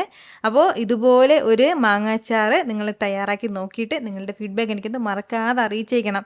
ഇനി നമുക്ക് വളരെ രുചികരമായിട്ടുള്ള നല്ലൊരു രസം എങ്ങനെയാണ് ഉണ്ടാക്കുന്നതെന്ന് നോക്കാം. നമ്മുടെ ഈ രസം തയ്യാറാക്കിയെടുക്കാനായിട്ട് മിക്സിയുടെ ചെറിയൊരു ജാറ് ഞാനിപ്പോൾ ഒന്ന് എടുത്ത് വെച്ചിട്ടുണ്ട്. അതിലേക്ക് നമുക്ക് ആദ്യം ചേർത്ത് കൊടുക്കേണ്ടത് ഇതുപോലെ 1 ടേബിൾ സ്പൂൺ നിറയെ ഞാനിപ്പോൾ കുരുമുളക് എടുത്തിട്ടുണ്ട്. മുഴുവൻ കുരുമുളക് അത് ചേർത്ത് കൊടുക്കാം. ഇതിനോടൊപ്പം തന്നെ പിന്നെ ഇനി നമുക്കിതിലേക്ക് വേണ്ടത് ഇതുപോലെ 1 ടീസ്പൂൺ നിറയെ ചെറിയ ജീരകം എടുത്തിട്ടുണ്ട്. ആ ചെറിയ ജീരകം കൂടി ചേർക്കുകയാണ്. ഈ ഒരു അളവിലും മാത്രം ഒരേ ഒരു പിഞ്ചളവിൽ മാത്രം മുഴുവൻ ഉലുവ കൂടി എടുത്തിട്ടുണ്ട്. ആ ഉലുവയും കൂടി ചേർക്കാം. വളരെ കുറച്ച് മാത്രം മതിയാവും. അതുപോലെ തന്നെ ഒരു വറ്റൽ മുളകും കൂടി എടുത്തിട്ടുണ്ട്, അതും കൂടി. അപ്പോൾ ഇത്രയും ചേർത്തിട്ട് നല്ലതുപോലെ തന്നെ നമുക്കൊന്ന് പൊടിച്ചെടുക്കാവുന്നതാണ്. ഒരുപാട് ഫൈനായിട്ട് നമ്മളിത് പൊടിച്ചെടുക്കരുത്. ഇതുപോലെ ഈ ഒരു തരിതരിപ്പോട് കൂടി വേണം പൊടിച്ചെടുക്കാനായിട്ട്. ഇനി നമുക്കിതൊരു വേറൊരു പ്ലേറ്റിലേക്കൊന്ന് മാറ്റാം. നമ്മുടെ ഈ മസാല പൊടിച്ചെടുത്ത അതേ ജാറിലേക്ക് തന്നെ പിന്നെ ഇനി നമുക്കിതിലേക്ക് വേണ്ടത് ഒരു 5 or 6 ചെറിയുള്ളി ഞാനിപ്പോൾ എടുത്തിട്ടുണ്ട്. അപ്പോൾ ഇച്ചിരി വലിയ ചെറിയുള്ളിയൊക്കെ 2 പീസാക്കിയിട്ടൊന്ന് അരിഞ്ഞെടുത്തിരിക്കുന്നതാണ്, അത് ചേർക്കുകയാണ്. ഇതിനോടൊപ്പം തന്നെ മീഡിയം സൈസിലുള്ള ഒരു ഇഞ്ചി ഒന്ന് ചെറുതായിട്ടൊന്ന് അരിഞ്ഞെടുത്തിട്ടുണ്ട്, അതും കൂടി. കൂടെ തന്നെ ഒരു 7ഓളം വെളുത്തുള്ളി അല്ലി എടുത്തിട്ടുണ്ട്. അത്യാവശ്യം വലിയ വെളുത്തുള്ളി അല്ലിയിലാണ് 7 വെളുത്തുള്ളി അല്ലി എടുത്തിട്ടുള്ളത്. ചെറുതാണെന്നുണ്ടെങ്കിൽ കുറച്ചുകൂടി ഒരു 3-4 കൂടി കൂടുതലായിട്ട് എടുക്കണം. ഇതിനോടൊപ്പം തന്നെ ഒരു 2 പച്ചമുളകും കൂടി നമുക്ക് ചേർത്ത് കൊടുക്കാം. കുറച്ചും കൂടി എരിവ് കുറഞ്ഞ അളവിൽ മതിയെങ്കിൽ ഒരു പച്ചമുളക് ചേർക്കാവുന്നതാണ്. ഇനി ഇത് ചെറിയ രീതിയിൽ ഒന്ന് ക്രഷ് ചെയ്തെടുക്കാവുന്നതാണ്. ഇടികല്ലുണ്ടെങ്കിൽ ഇടികല്ലിൽ വെച്ച് ചതച്ചെടുക്കാം. അതല്ലാന്നുണ്ടെങ്കിൽ മിക്സിയുടെ ജാറിൽ ഒരൊറ്റ തവണ ഒന്ന് കറക്കിയെടുക്കാവുന്നതാണ്. ഈ ഒരു രീതിക്ക് ചെറുതായിട്ടൊന്ന് ചതച്ച് മാത്രമേ എടുത്തിട്ടുള്ളൂ. ഒരുപാട് ഫൈൻ പേസ്റ്റ് പോലെ അങ്ങനെ അരച്ചെടുക്കരുത്, അതൊന്ന് പ്രത്യേകം ശ്രദ്ധിച്ചേക്കണം. ഇതിനോടൊപ്പം തന്നെ ചെറു ചൂടുവെള്ളത്തിലേക്ക് നെല്ലിക്ക സൈസിന് പുളി എടുത്തിട്ട് അതുകൂടി ഒന്ന് കുതിർക്കാൻ വേണ്ടി ഒന്ന് ഇട്ട് വെച്ചിരിക്കുകയാണ്. ഇനി നമുക്ക് പെട്ടെന്ന് തന്നെ രസം തയ്യാറാക്കി തുടങ്ങാം. രസം തയ്യാറാക്കാനായിട്ട് ഞാനിപ്പോൾ ഒരു കടായി ഒന്ന് അടുപ്പത്തേക്ക് വെച്ചിട്ടുണ്ട്. അതൊന്ന് ചൂടായി വരുമ്പോഴത്തേക്കും അതിലേക്ക് നമുക്ക് 2 ടേബിൾ സ്പൂൺ അളവിൽ വെളിച്ചെണ്ണ ചേർത്ത് കൊടുക്കാം. എണ്ണ ഒന്ന് ചൂടായി വരുമ്പോഴത്തേക്കും പിന്നെ നമുക്കിതിലേക്ക് 1 ടീസ്പൂൺ അളവിൽ കടുക് ചേർക്കാം. കടുക് ഒന്ന് പൊട്ടി തുടങ്ങുന്നതിനോടൊപ്പം തന്നെ ഒരു 2 വറ്റൽമുളകും കൂടി ചേർക്കുകയാണ്. വറ്റൽമുളകും ചേർത്തിട്ട് ലൈറ്റായിട്ടൊന്ന് വറുത്ത് കൊടുക്കാം. നമുക്ക് ഒരുപാട് സമയം വറുക്കേണ്ട ആവശ്യമില്ല. ചെറുതായിട്ടൊന്ന് വറുത്ത് കൊടുത്ത ശേഷം പിന്നെ നമുക്കിതിലേക്ക് വേണ്ടതാണ് നമ്മൾ നേരത്തെ വറുത്ത് മാറ്റി വെച്ചിരുന്ന കുരുമുളക് മസാല ചേർക്കാവുന്നതാണ്. അതൊന്ന് ചേർത്ത് ലൈറ്റായിട്ട് ഒന്ന് ചൂടാക്കി കൊടുക്കുകയാണ്. മസാല ഒന്ന് ചൂടായത് ഇതുപോലെ ഒന്ന് ചൂടായി തുടങ്ങിയാൽ പിന്നെ നമുക്കിതിലേക്ക് നമ്മൾ ഇഞ്ചി വെളുത്തുള്ളിയൊക്കെ ഒന്ന് ചതച്ച് വെച്ചിരിക്കുന്നില്ലേ, അതുകൂടി ചേർക്കാവുന്നതാണ് ഈ ഒരു സമയം. ഇഞ്ചി വെളുത്തുള്ളിയൊക്കെ ചതച്ചതും കൂടി ചേർത്ത് കൊടുത്തതിന് ശേഷം നന്നായിട്ട് തന്നെ വീണ്ടും നമുക്കിതെല്ലാം കൂടി ഒന്ന് വഴറ്റി കൊടുക്കാം. ഒരുപാട് സമയമായിട്ട് നമ്മൾ വഴറ്റേണ്ട ആവശ്യമില്ല. ഇഞ്ചി വെളുത്തുള്ളിയുടെയൊക്കെ ആ ഒരു പച്ചമണം മാറുന്നവരെ മാത്രം ഒന്ന് വഴറ്റി കൊടുത്താൽ മതിയാവും. ഫ്ലെയിം ഞാനിപ്പോൾ മീഡിയത്തിലാണ് വെച്ച് കൊടുത്തിട്ടുള്ളത്. നമ്മൾ ചേർത്ത് കൊടുത്ത ഇഞ്ചി വെളുത്തുള്ളിയെല്ലാം നന്നായിട്ടൊന്ന് വഴണ്ട് കഴിഞ്ഞാൽ പിന്നെ ഇനി നമുക്കിതിലേക്ക് കുറച്ച് കറിവേപ്പില ചേർത്ത് കൊടുക്കാം. ഇതിനോടൊപ്പം തന്നെ ഒരു 1/2 ടീസ്പൂൺ അളവിൽ മഞ്ഞൾപ്പൊടിയും കൂടി നമുക്ക് ആവശ്യമായിട്ടുണ്ട്. അതുപോലെ തന്നെ ഒരേ ഒരു തക്കാളി കൂടി എടുത്തിട്ടുണ്ട്, ആ തക്കാളിയും കൂടി ചേർത്ത് കൊടുക്കാം. ഇത് ഇത്രയും ചേർത്തിട്ട് ലൈറ്റായിട്ട് വീണ്ടും ഒന്ന് വഴറ്റി കൊടുക്കാവുന്നതാണ്. തക്കാളി എല്ലാം വെന്തുടയണം എന്നുള്ള ആവശ്യമൊന്നുമില്ല, ചെറുതായിട്ടൊന്ന് ചൂടായി കിട്ടിയാൽ മാത്രം മതിയാവും. തക്കാളി എല്ലാം ചെറുതായിട്ടൊന്ന് ചൂടായി തുടങ്ങിക്കഴിഞ്ഞാൽ പിന്നെ ഇനി നമുക്കിതിലേക്ക് പുളിവെള്ളം ചേർക്കാവുന്നതാണ്. പുളിയുടെ ആ ഒരു കൊത്തൊക്കെ മാറ്റിയിട്ട് പുളിയുടെ വെള്ളം മാത്രമാണ് നമ്മളിതിലേക്ക് ചേർത്ത് കൊടുക്കുന്നത്. എക്സ്ട്രാ ഒരു 2 കപ്പ് അളവിൽ കൂടി വെള്ളം ഇതിലേക്ക് ചേർക്കാം. ആകെ ഞാൻ 3 കപ്പ് അളവിലാണ് കേട്ടോ ഇതിലേക്ക് വെള്ളം ചേർത്തിട്ടുള്ളത്. ഈ ഒരു സമയം തന്നെ നമ്മുടെ ഈ രസത്തിനും ആവശ്യമായിട്ടുള്ള ഉപ്പും കൂടി ചേർക്കാം. അതുപോലെ തന്നെ ഒരു 2 പിഞ്ചളവിൽ കായപ്പൊടിയും കൂടി. കായപ്പൊടിയും ചേർത്ത് കൊടുത്ത ശേഷം നന്നായിട്ട് തന്നെ ഇതെല്ലാം കൂടി ഒന്ന് മിക്സ് ചെയ്ത് യോജിപ്പിച്ചെടുക്കാം. ഇനി നമുക്ക് ഫ്ലെയിം ഒന്ന് മീഡിയത്തിൽ വെച്ച് കൊടുത്തിട്ട് തന്നെ ഇതൊന്ന് തിളപ്പിച്ചെടുക്കണം. അതായത് നന്നായിട്ട് ഇങ്ങനെ വെട്ടി തിളക്കാൻ വേണ്ടി അങ്ങനെ വിടാൻ പാടില്ല. ലൈറ്റായിട്ട് എല്ലാ സൈഡിൽ നിന്നും തിളച്ച് തുടങ്ങുന്ന ആ ഒരു സമയം വരെ നമ്മൾ ഫ്ലെയിം ഒന്ന് മീഡിയത്തിൽ വെച്ച് ഒന്ന് നമ്മുടെ രസം ഒന്ന് ചൂടാക്കിയെടുക്കാം. ഒരല്പസമയം നമ്മൾ ഇതുപോലെ മീഡിയം ഫ്ലെയിമിൽ വെക്കുമ്പോഴത്തേക്കും ഈ ഒരു രീതിക്ക് ചെറുതായിട്ടൊന്ന് തിളച്ചു തുടങ്ങും. ഇങ്ങനെ ഒന്ന് തിളച്ചു തുടങ്ങുന്ന സമയം ചെറിയ രീതിയിൽ നമുക്ക് ഒന്ന് മിക്സ് ചെയ്ത് കൊടുക്കാം. ഇതുപോലെ ഒന്ന് ഇളക്കി കൊടുക്കുകയാണ്. ഇനി നമ്മളിത് തിളപ്പിക്കരുത്. ഇനി നമുക്ക് ഫ്ലെയിം ഒന്ന് ഓഫ് ചെയ്ത് കൊടുക്കാവുന്നതാണ്. ഇനി തിളപ്പിക്കുകയാണെന്നുണ്ടെങ്കിൽ ആ രസത്തിൻ്റെ ആ ഒരു പാകമേ മാറിപ്പോകും. ആ കറക്റ്റ് ഒരു ടേസ്റ്റ് നമുക്ക് കിട്ടത്തില്ല കേട്ടോ. അപ്പോൾ ഇനി ഫ്ലെയിം ഒന്ന് ഓഫ് ചെയ്ത് കൊടുക്കാം. ലാസ്റ്റിൽ നമുക്കിതിലേക്ക് ഒരല്പം മല്ലിയിലയും കൂടി ചേർക്കാവുന്നതാണ്. മല്ലിയിലയും ചേർത്ത് കൊടുത്ത ശേഷം നന്നായിട്ട് ഇതെല്ലാം കൂടി ഒന്നുകൂടി മിക്സ് ചെയ്തിട്ട് നമുക്കൊരു 5-10 മിനിറ്റ് ഇതൊന്ന് അടച്ച് വെച്ചിട്ട് അതിനുശേഷം പിന്നീട് നമുക്ക് നല്ല സൂപ്പറായിട്ട് ഒന്ന് സെർവ് ചെയ്യാവുന്നതാണ് കേട്ടോ. വളരെ രുചികരമായിട്ടുള്ള ഒരു രസമാണ്. നിങ്ങൾ ഇതുപോലെ അല്ല വീട്ടിൽ രസം തയ്യാറാക്കുന്നതെങ്കിൽ ഉറപ്പായിട്ട് ഇതുപോലെ ഒന്ന് ട്രൈ ചെയ്ത് നോക്കണം. ചൂട് ചോറിൻ്റെ കൂടെ ഇതുപോലൊരു രസം ഉണ്ടെങ്കിൽ കൂടെ സൈഡായിട്ട് നമുക്ക് വേറെ ഒന്നും വേണ്ട. ട്രൈ ചെയ്ത് നോക്കിയിട്ട് നിങ്ങളുടെ ഫീഡ്ബാക്ക് എനിക്കൊന്ന് മറക്കാതെ അറിയിച്ചേക്കണം കേട്ടോ. കാരണം നിങ്ങളുടെ ഫീഡ്ബാക്ക് കാണുമ്പോഴായിരിക്കും അത് മറ്റുള്ളവർക്കും തയ്യാറാക്കി നോക്കണം എന്നുള്ളൊരു പ്രചോദനം ഉണ്ടാകുന്നത്. എളുപ്പത്തിലും രുചികരമായിട്ടും തയ്യാറാക്കിയെടുക്കാൻ പറ്റുന്ന നല്ലൊരു മെഴുക്ക് പുരട്ടിയാണ് ഞാൻ എടുത്ത്. നമ്മുടെ വൻപയർ മെഴുക്ക് പുരട്ടി തയ്യാറാക്കാനായിട്ട് ഞാനിപ്പോൾ കുക്കർ ഒന്ന് അടുപ്പത്തേക്ക് വെച്ചിട്ടുണ്ട്. ആദ്യം നമുക്ക് ഈ പയർ ഒന്ന് വേവിച്ചെടുക്കണം. അപ്പോൾ അതിന് വേണ്ടിയിട്ട് 1 കപ്പ് വൻപയറാണ് കേട്ടോ ഞാനിപ്പോൾ എടുത്തിട്ടുള്ളത്. 200 ഗ്രാം അളവിലുണ്ട്. നന്നായിട്ടൊന്ന് കഴുകി എടുത്തിട്ടുണ്ട്, കുതിർത്തെടുത്തിട്ടില്ല. കുതിർത്തിട്ട് വേണമെന്നുണ്ടെങ്കിൽ നമുക്കങ്ങനെ കുതിർത്തും നമുക്ക് തയ്യാറാക്കാവുന്നതാണ് മെഴുക്ക് പുരട്ടി. എങ്കിൽ പിന്നെ തലേ ദിവസമേ വെള്ളത്തിലിട്ട് ഒരു 6-7 മണിക്കൂർ ഒന്ന് കുതിർത്തെടുക്കാം.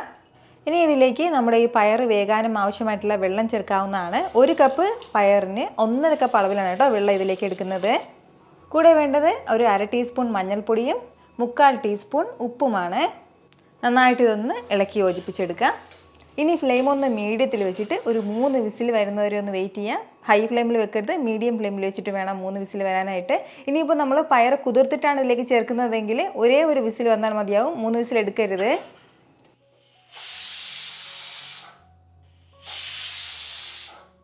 ഇപ്പോൾ ഇതിൽ ഒരു 3 വിസിൽ വന്നിട്ടുണ്ട്. ഇനി നമുക്ക് ഫ്ലെയിം ഓഫ് ചെയ്യാവുന്നതാണ്. ഇതോടെ തന്നെ തുറക്കാൻ വേണ്ടി നിൽക്കരുത്. ഇതിലെ കംപ്ലീറ്റ് പ്രഷർ ഇങ്ങനെ ഇരുന്നൊന്ന് പോകട്ടെ, അതിനുശേഷം മാത്രം നമുക്കൊന്ന് തുറക്കാം.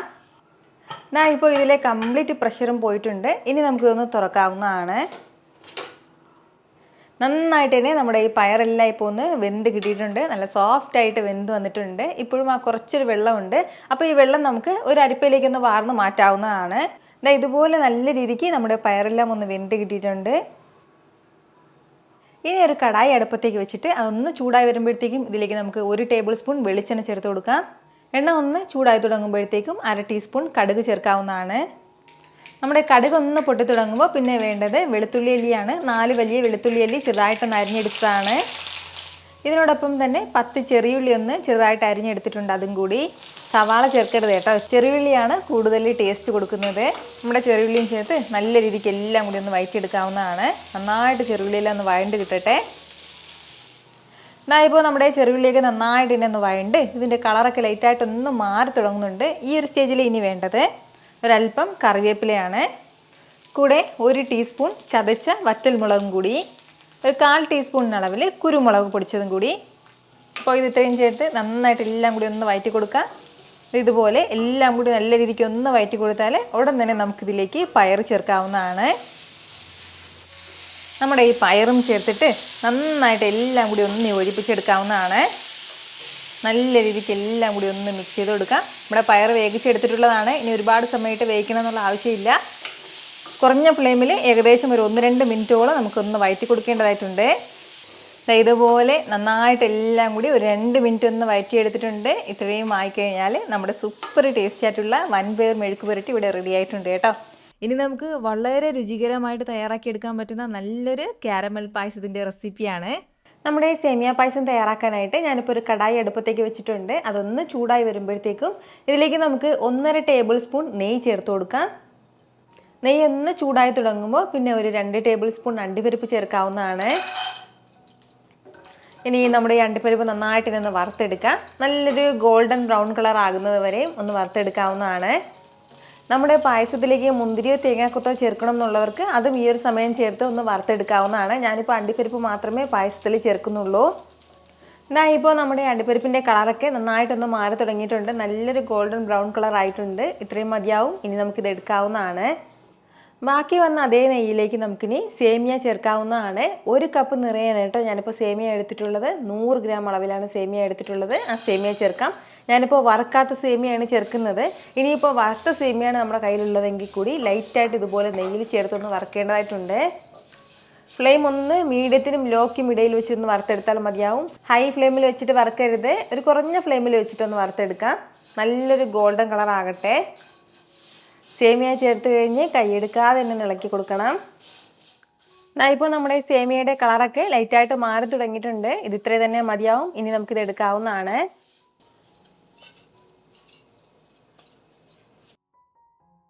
സേമിയ വറുത്ത് കോരി മാറ്റിയപ്പോഴത്തേക്കും 1 ടീസ്പൂൺ അളവിൽ മാത്രം നമുക്കിനി നെയ്യ് ബാക്കിയുണ്ട്. ഇതിലേക്ക് നമുക്കിനി ചേർക്കേണ്ടത് പഞ്ചസാരയാണ്. 1/2 കപ്പ് നിറയെ ഞാനിപ്പോൾ പഞ്ചസാര എടുത്തിട്ടുണ്ട്, അത് ചേർക്കാവുന്നതാണ്. പഞ്ചസാര ചേർത്ത് നന്നായിട്ട് ഇതെല്ലാം കൂടി ഒന്ന് മിക്സ് ചെയ്ത് കൊടുക്കാവുന്നതാണ്. ഇനി നമുക്ക് വേണ്ടത് ഫ്ലെയിം ഒന്ന് മീഡിയത്തിൽ വെച്ച് കൊടുത്തിട്ട് നമ്മുടെ ഈ പഞ്ചസാര ഒന്ന് കാരമലൈസ് ചെയ്തെടുക്കാവുന്നതാണ്. ഇത് പെട്ടെന്നൊന്ന് കാരമലൈസ് ആയി കിട്ടാനായിട്ട് 1-2 ടീസ്പൂൺ അളവിൽ മാത്രം കുറച്ച് വെള്ളം ചേർക്കാം. ഇനി വളരെ പെട്ടെന്ന് തന്നെ ഇത് കളർ മാറി കിട്ടും. നമുക്ക് വെള്ളം കൂടിപ്പോകരുത്. ഇപ്പോൾ നമ്മുടെ ഷുഗറിൻ്റെ കളറ് ലൈറ്റായിട്ടൊന്ന് മാറി തുടങ്ങിയിട്ടുണ്ട്. ഇനി നമുക്ക് നന്നായിട്ടൊന്ന് മിക്സ് ചെയ്ത് കൊടുക്കാവുന്നതാണ്. നമ്മൾ കാരമലൈസ് തയ്യാറാക്കുമ്പോൾ പ്രത്യേകം ശ്രദ്ധിക്കേണ്ടത് ഷുഗർ ഒരുപാട് ഡാർക്ക് കളർ ആയി പോകരുത്, എങ്കിൽ പിന്നെ ആ പാടെ ടേസ്റ്റ് മാറിപ്പോകും. ഒരു ചെറിയൊരു ബ്രൗൺ കളർ മാത്രം വന്നാൽ മതിയാവും. ഇപ്പോൾ നമ്മുടെ കാരമലൈസിൻ്റെ കളറ് ഒരു ലൈറ്റ് ബ്രൗൺ കളർ വന്നിട്ടുണ്ട്. ഒരുപാട് ഡാർക്ക് കളർ ആയിട്ടില്ല. ഇതുപോലെ ഈ ഒരു രീതിക്ക്. ഇത്രയും ആകുമ്പോഴത്തേക്കും പിന്നെ നമുക്കിതിലേക്ക് വേണ്ടതാണ് 1/4 കപ്പ് അളവിൽ കണ്ടൻസ്ഡ് മിൽക്കും കൂടി അതും കൂടി ചേർക്കാം.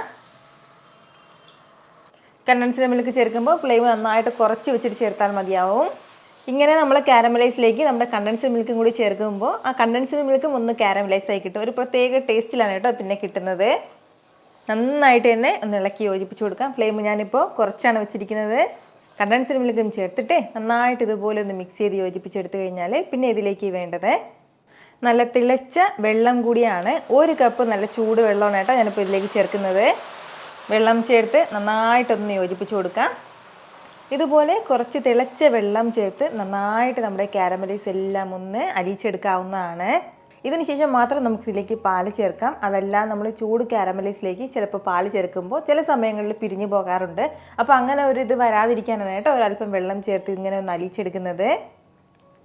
നല്ല രീതിക്ക് തന്നെ നമ്മുടെ കാരമൽ എല്ലാം ഒന്ന് ഒരുക്കി കിട്ടിയിട്ടുണ്ട്. ഇതുപോലെ ആ കട്ടയൊന്നും ഇല്ലാതെ മാറി കിട്ടുമ്പോഴത്തേക്കും ഇനി നമുക്കിതിലേക്ക് പാല് ചേർക്കാവുന്നതാണ്. 1 ലിറ്റർ അളവിലാണ് കേട്ടോ ഞാനിപ്പോൾ ഇതിലേക്ക് പാല് ചേർത്തിട്ടുള്ളത്. പശുവിൻ പാലാണ്. നല്ല ചൂടായിട്ട് വേണം പാൽ ഇതിലേക്ക് ചേർക്കാനായിട്ട്. പാല് ചേർത്ത് ഇതുപോലെ ലൈറ്റായിട്ടൊന്ന് ഇളക്കി കൊടുക്കാം. അത്യാവശ്യം പാല് ചൂടുള്ളതിൻ്റെ പേരിൽ ഇനി തിളക്കേണ്ട ആവശ്യമില്ല. അപ്പോൾ ഇതുപോലെ ഒന്ന് നന്നായിട്ടൊന്ന് മിക്സ് ചെയ്ത് യോജിപ്പിച്ചെടുത്ത് കഴിഞ്ഞാൽ ഇനി നമുക്കിതിലേക്ക് സേമിയ ചേർക്കാവുന്നതാണ്. സേമിയയ്ക്കൊപ്പം തന്നെ ഏകദേശം 1 മണിക്കൂറായിട്ട് ഒരു 1/4 കപ്പ് ചവ്വരി വെള്ളത്തിൽ നന്നായിട്ടൊന്ന് കുതിർത്തെടുത്തിട്ടുള്ളതാണ്. ആ ചവ്വരിയും കൂടെ ഇതിലേക്ക് ചേർക്കാം. ഇനി നമുക്ക് ഫ്ലെയിം മീഡിയത്തിലൊന്ന് വെച്ചിട്ട് കൈയെടുക്കാതെ തന്നെ ഒന്ന് ഇളക്കി കൊടുക്കാവുന്നതാണ്. പായസം എപ്പോഴും ഇളക്കി കൊടുത്ത് വേണം കേട്ടോ ഒന്ന് തയ്യാറാക്കി എടുക്കാനായിട്ട്. എങ്കിൽ മാത്രമേ ആ ഒരു കറക്റ്റ് ടേസ്റ്റ് നമുക്ക് കിട്ടത്തുള്ളൂ. പ്രത്യേകിച്ച് പാലായതിൻ്റെ പേരിൽ നമ്മൾ ഇളക്കി കൊടുക്കാതെ നമ്മൾ തയ്യാറാക്കുകയാണെന്നുണ്ടെങ്കിൽ ഈ പാലിൻ്റെ പാട ഇങ്ങനെ സൈഡിലായിട്ട് പിടിക്കും. അതുപോലെ തന്നെ പാൽപ്പാടയൊക്കെ കിട്ടും. അപ്പോൾ അതൊക്കെ നമ്മുടെ പായസത്തിലേക്ക് ഉണ്ടാവും. അപ്പോൾ അത് വരാതിരിക്കാനായിട്ട് എപ്പോഴും കൈയെടുക്കാതെ തന്നെ ഇളക്കി കൊടുത്ത് നന്നായിട്ട് ഇതെല്ലാം കൂടി ഒന്ന് യോജിപ്പിച്ച് നമ്മുടെ സേമിയ ഒന്ന് വേവിച്ചെടുക്കാവുന്നതാണ്. സേമിയ വേകുന്ന സമയം കൊണ്ട് തന്നെ നമ്മുടെ ചവ്വരിയും വെന്ത് കിട്ടും. മീഡിയം ഫ്ലെയിമിൽ വെച്ചിട്ട് നമ്മൾ കൈയെടുക്കാതെ ഇതിങ്ങനെ ഇളക്കി കൊടുക്കാൻ തുടങ്ങിയിട്ട് ഏകദേശം ഒരു 5 മിനിറ്റോളം ആയിട്ടുണ്ട്. അത്രയും സമയം കൊണ്ട് തന്നെ നമ്മുടെ സേമിയ ഒരു പകുതിയോളം അളവിൽ വെന്ത് കിട്ടിയിട്ടുണ്ട്. ഇനി കുറച്ച് സമയം കൂടി നമ്മുടെ സേമിയ ഒന്ന് വേകാനായിട്ടുണ്ട്. കൈയെടുക്കാതെ തന്നെ ഇളക്കി കൊടുക്കാം. ഇതിപ്പോൾ ഇങ്ങനെ ഒന്ന് തിളയ്ക്കാൻ തുടങ്ങിയിട്ട് വീണ്ടും ഒരു 5 മിനിറ്റും കൂടി ആയിട്ടുണ്ട്. അത്രയും സമയം കൊണ്ട് തന്നെ നമ്മുടെ സേമിയയും സാബൂനരിയും അതായത് ചവ്വരിയൊക്കെ നല്ല സോഫ്റ്റായിട്ട് വെന്ത് കിട്ടിയിട്ടുണ്ട്. ഇത് ഇത്രയും തന്നെ മതിയാവും. ഇനി നമുക്കിതിലേക്ക് വേണ്ടത് നമ്മളിപ്പോൾ മധുരം നോക്കിയിട്ട് മധുരത്തിനനുസരിച്ചിട്ടുള്ള പഞ്ചസാര ഈ ഒരു സമയം ചേർക്കാവുന്നതാണ് കൂടുതലായിട്ട്. അപ്പോൾ ഞാനിപ്പോൾ 1/2 കപ്പ് അളവിലാണ് പഞ്ചസാര ഇപ്പോൾ ചേർക്കുന്നത്. കൂടെ തന്നെ ഒരു 1/4 ടീസ്പൂൺ ഏലക്ക പൊടിച്ചതും കൂടി. ഇനി നമുക്കിതിലേക്ക് വേണ്ടത് ഒരു 1/2 ടീസ്പൂൺ വാനില എസൻസും കൂടിയാണ് കേട്ടോ. ഒരല്പം മാത്രം വാനില എസൻസും കൂടെ ചേർക്കാം. ഇനി നമുക്കിതെല്ലാം കൂടി നന്നായിട്ടൊന്ന് യോജിപ്പിച്ചെടുക്കാവുന്നതാണ്. നമ്മൾ ഇതുപോലെ ഒരല്പം മാത്രം വാനില എസൻസ് കൂടി ചേർത്തിട്ട് നമ്മൾ ഈ സേമിയ പായസം തയ്യാറാക്കുമ്പോൾ ഉണ്ടല്ലോ ഒരു സ്പെഷ്യൽ ടേസ്റ്റിലാണ് കേട്ടോ നമുക്കിത് കിട്ടുന്നത്. സാധാരണ നമ്മൾ സേമിയ പായസം തയ്യാറാക്കുന്നതിൽ നിന്നും ഒരു വ്യത്യസ്തമായിട്ടുള്ള രുചിയിലാണ് കിട്ടുന്നത്. അപ്പോൾ നിങ്ങൾ കാരമൽ പായസം തയ്യാറാക്കുമ്പോൾ അപ്പോൾ സേമിയ പായസം ചേർത്തും ചേർക്കാതെ ഒന്ന് ടേസ്റ്റ് ചെയ്ത് നോക്കൂ. അപ്പോൾ നിങ്ങൾക്ക് അതിൻ്റെ ഡിഫറൻസ് മനസ്സിലാവും. അപ്പോൾ നമ്മുടെ ഈ പച്ചസാരയും ഏലക്ക പൊടിച്ചതും വാനില എസൻസും ഒക്കെ ചേർത്ത് നന്നായിട്ടൊന്ന് യോജിപ്പിച്ചെടുത്തിട്ടുണ്ട്. ഇത്രയും ആയിക്കഴിഞ്ഞാൽ ലാസ്റ്റിൽ വേണ്ടത് നമ്മൾ വറുത്ത് മാറ്റി വെച്ചിരുന്ന അണ്ടിപ്പരിപ്പ് കൂടി ചേർക്കാം. കൂടെ 1 ടേബിൾ സ്പൂൺ നെയ്യും കൂടി. ഇത്രയും ചേർത്ത് കഴിഞ്ഞാൽ നമ്മൾ സൂപ്പർ ടേസ്റ്റി ആയിട്ടുള്ള ഒരു കാരമൽ പായസം ഇവിടെ റെഡി ആയിട്ടുണ്ട് കേട്ടോ. ഒരു സ്പെഷ്യൽ ടേസ്റ്റാണ്. ഞാൻ പറഞ്ഞതുപോലെ ഇതുവരെ നിങ്ങൾ ഇതുപോലൊരു സേമിയ പായസം തയ്യാറാക്കി നോക്കിയിട്ടില്ല എന്നുണ്ടെങ്കിൽ മസ്റ്റായിട്ടൊന്ന് ട്രൈ ചെയ്ത് നോക്കണം. സാധാരണ നമ്മുടെ സേമിയ പായസം തണുത്ത് കഴിയുമ്പോഴത്തേക്കും കുറച്ചും കൂടി ഒന്ന് കുറുകി വരും. അപ്പോൾ അതുപോലെ ഒന്ന് കുറുകി വരുന്ന സമയത്ത് നമുക്കിതിലേക്ക് എക്സ്ട്രാ പാല് ചേർക്കേണ്ട ആവശ്യമില്ല. നല്ല ചൂട് വെള്ളം, തിളച്ച വെള്ളം തന്നെ ചേർക്കാവുന്നതാണ്. എന്നിട്ട് നന്നായിട്ടൊന്ന് യോജിപ്പിച്ചെടുക്കാവുന്നതാണ് കേട്ടോ.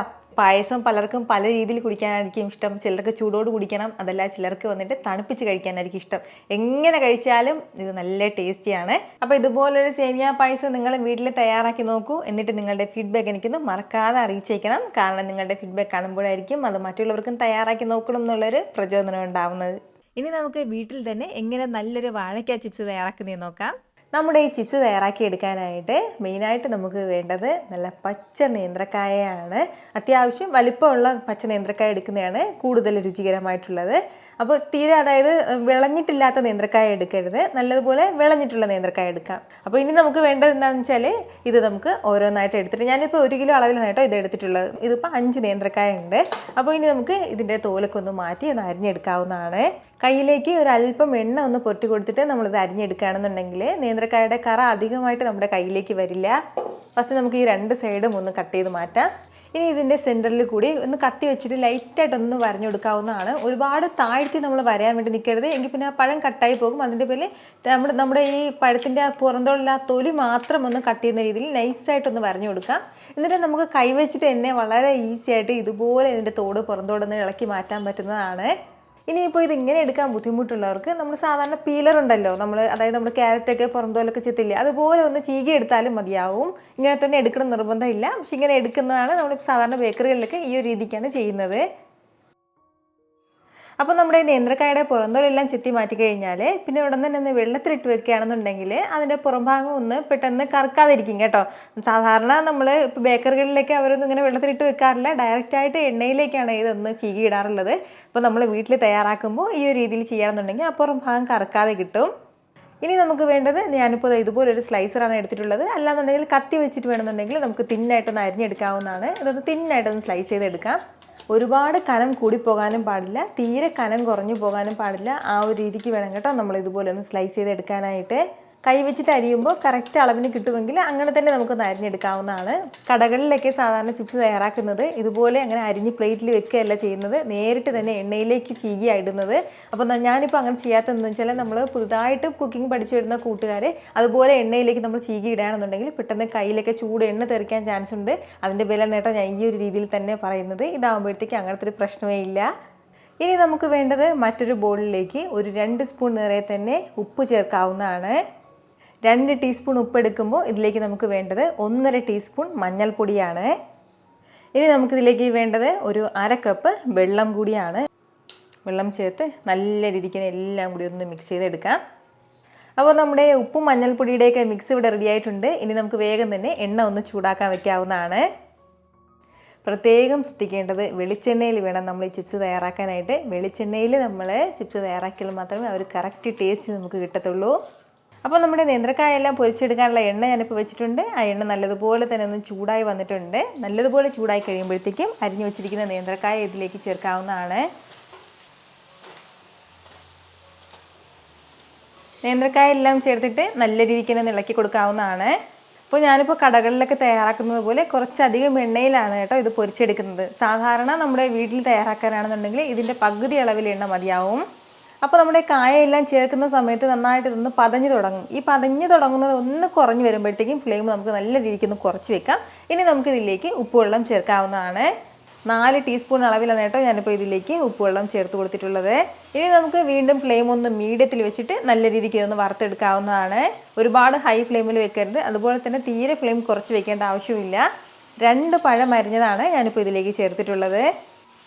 ഇതിപ്പോൾ നമ്മൾ ഇങ്ങനെ ഒന്ന് വറുക്കാൻ തുടങ്ങിയിട്ട് ഏകദേശം ഒരു 8 മിനിറ്റോളം ആയിട്ടുണ്ട്. നല്ല ചിലിജിലാന്ന് സൗണ്ടോട് കൂടിയിട്ട് നമ്മുടെ ചിപ്സ് ഇവിടെ റെഡി ആയിട്ടുണ്ട്. ഇനി ഒരുപാട് സമയം ഇടേണ്ട ആവശ്യമില്ല, നമുക്കിനി ഇത് എടുക്കാവുന്നതാണ്. വളരെ പെർഫെക്റ്റായിട്ട് നമ്മുടെ ചിപ്സ് റെഡി ആയിട്ടുണ്ട്. ഇനി നമുക്ക് നേരിട്ട് എങ്ങനെയാണ് സ്ലൈസർ ഉപയോഗിച്ച് എണ്ണയിലേക്ക് വാഴയ്ക്ക ചീകി ഇടുന്നതും കൂടെ നോക്കാം. ഫ്ലെയിം ഒന്ന് നന്നായിട്ടൊന്ന് കുറച്ച് വെച്ചിട്ട് മാത്രം ഇതുപോലെ സ്ലൈസർ ഉപയോഗിച്ചൊന്ന് അരിഞ്ഞിട്ടാൽ മതിയാവും. മീഡിയം ഫ്ലെയിമിൽ വെച്ചിട്ട് നമ്മൾ ഇതും വറുത്തെടുക്കാം.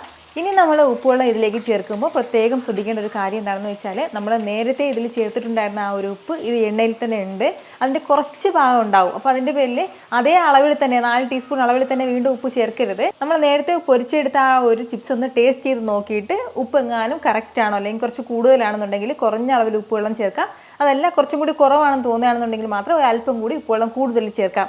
അതല്ലാതെ ഫസ്റ്റിലേ ചേർത്ത കണക്ക് നമ്മൾ 4 ടീസ്പൂൺ തന്നെ ഉപ്പുവെള്ളം ചേർക്കരുത് കേട്ടോ, എങ്കിൽ പിന്നെ ഒരുപാട് ഉപ്പായി പോകും നമ്മുടെ ചിപ്സിൽ. അതൊന്ന് പ്രത്യേകം ശ്രദ്ധിച്ചേക്കണം. ഇപ്പോൾ ഞാൻ ഇതിലേക്ക് ഒരേ ഒരു ടീസ്പൂൺ അളവിൽ മാത്രമേ എക്സ്ട്രാ ഉപ്പുവെള്ളം ചേർക്കുന്നുള്ളൂ. സദ്യകളിലൊക്കെ നമുക്ക് മാറ്റിവെക്കാൻ പറ്റാത്ത ഒന്നാണ് ഈ ചിപ്സ് എന്ന് പറയുന്നത്. പുറത്ത് നമ്മൾ കടകളിൽ നിന്നൊക്കെ വാങ്ങുന്ന സമയത്ത് കുറച്ചധികം വില കൊടുത്താണ് നമ്മൾ ഈ ചിപ്സ് വാങ്ങാറുള്ളത്. പക്ഷേ വളരെ എളുപ്പത്തിൽ ഇതുപോലെ വീട്ടിൽ തന്നെ നമുക്ക് ചിപ്സ് തയ്യാറാക്കാവുന്നേ ഉള്ളൂ, വളരെ കുറഞ്ഞ ചിലവിൽ തന്നെ. പിന്നെ നമ്മുടെ ചിപ്സ് തയ്യാറാക്കുമ്പോൾ അടുത്ത് ശ്രദ്ധിക്കേണ്ട കാര്യം എന്താണെന്ന് വെച്ചാൽ ഞാനിപ്പോൾ ഇത് പൊരിക്കാനായിട്ട് 1 ലിറ്റർ വെളിച്ചെണ്ണയാണ് എടുത്തിട്ടുള്ളത്. അപ്പോൾ 1 ലിറ്റർ വെളിച്ചെണ്ണ ആയതിൻ്റെ പേരിലാണ് 4 ടീസ്പൂൺ ഉപ്പുവെള്ളം ചേർത്തിട്ടുള്ളത്. അതല്ല 6 ലിറ്റർ വെളിച്ചെണ്ണയിലാണ് നമ്മൾ തയ്യാറാക്കുന്നതെങ്കിൽ 2 ടീസ്പൂൺ ഉപ്പുവെള്ളം മാത്രമേ ചേർക്കാൻ പാടുള്ളൂ. അധികമായിട്ട് ഉപ്പുവെള്ളം ചേർക്കരുത്.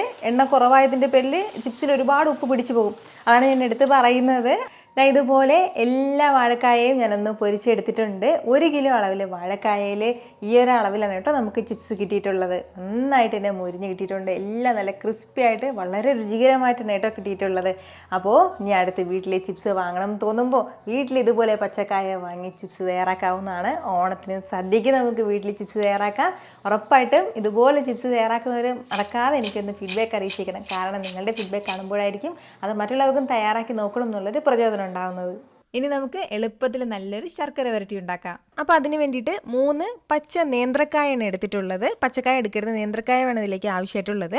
എന്നിട്ട് അതിൻ്റെ പുറം ഭാഗത്തുള്ള തോടൊക്കെ ഒന്ന് മാറ്റിയിട്ട് കയ്യിലേക്ക് ഒരു അല്പം എണ്ണ പൊട്ടി കൊടുത്തിട്ട് മാറ്റുകയാണെന്നുണ്ടെങ്കിൽ ഈസി ആയിട്ട് ഇളകി വരും.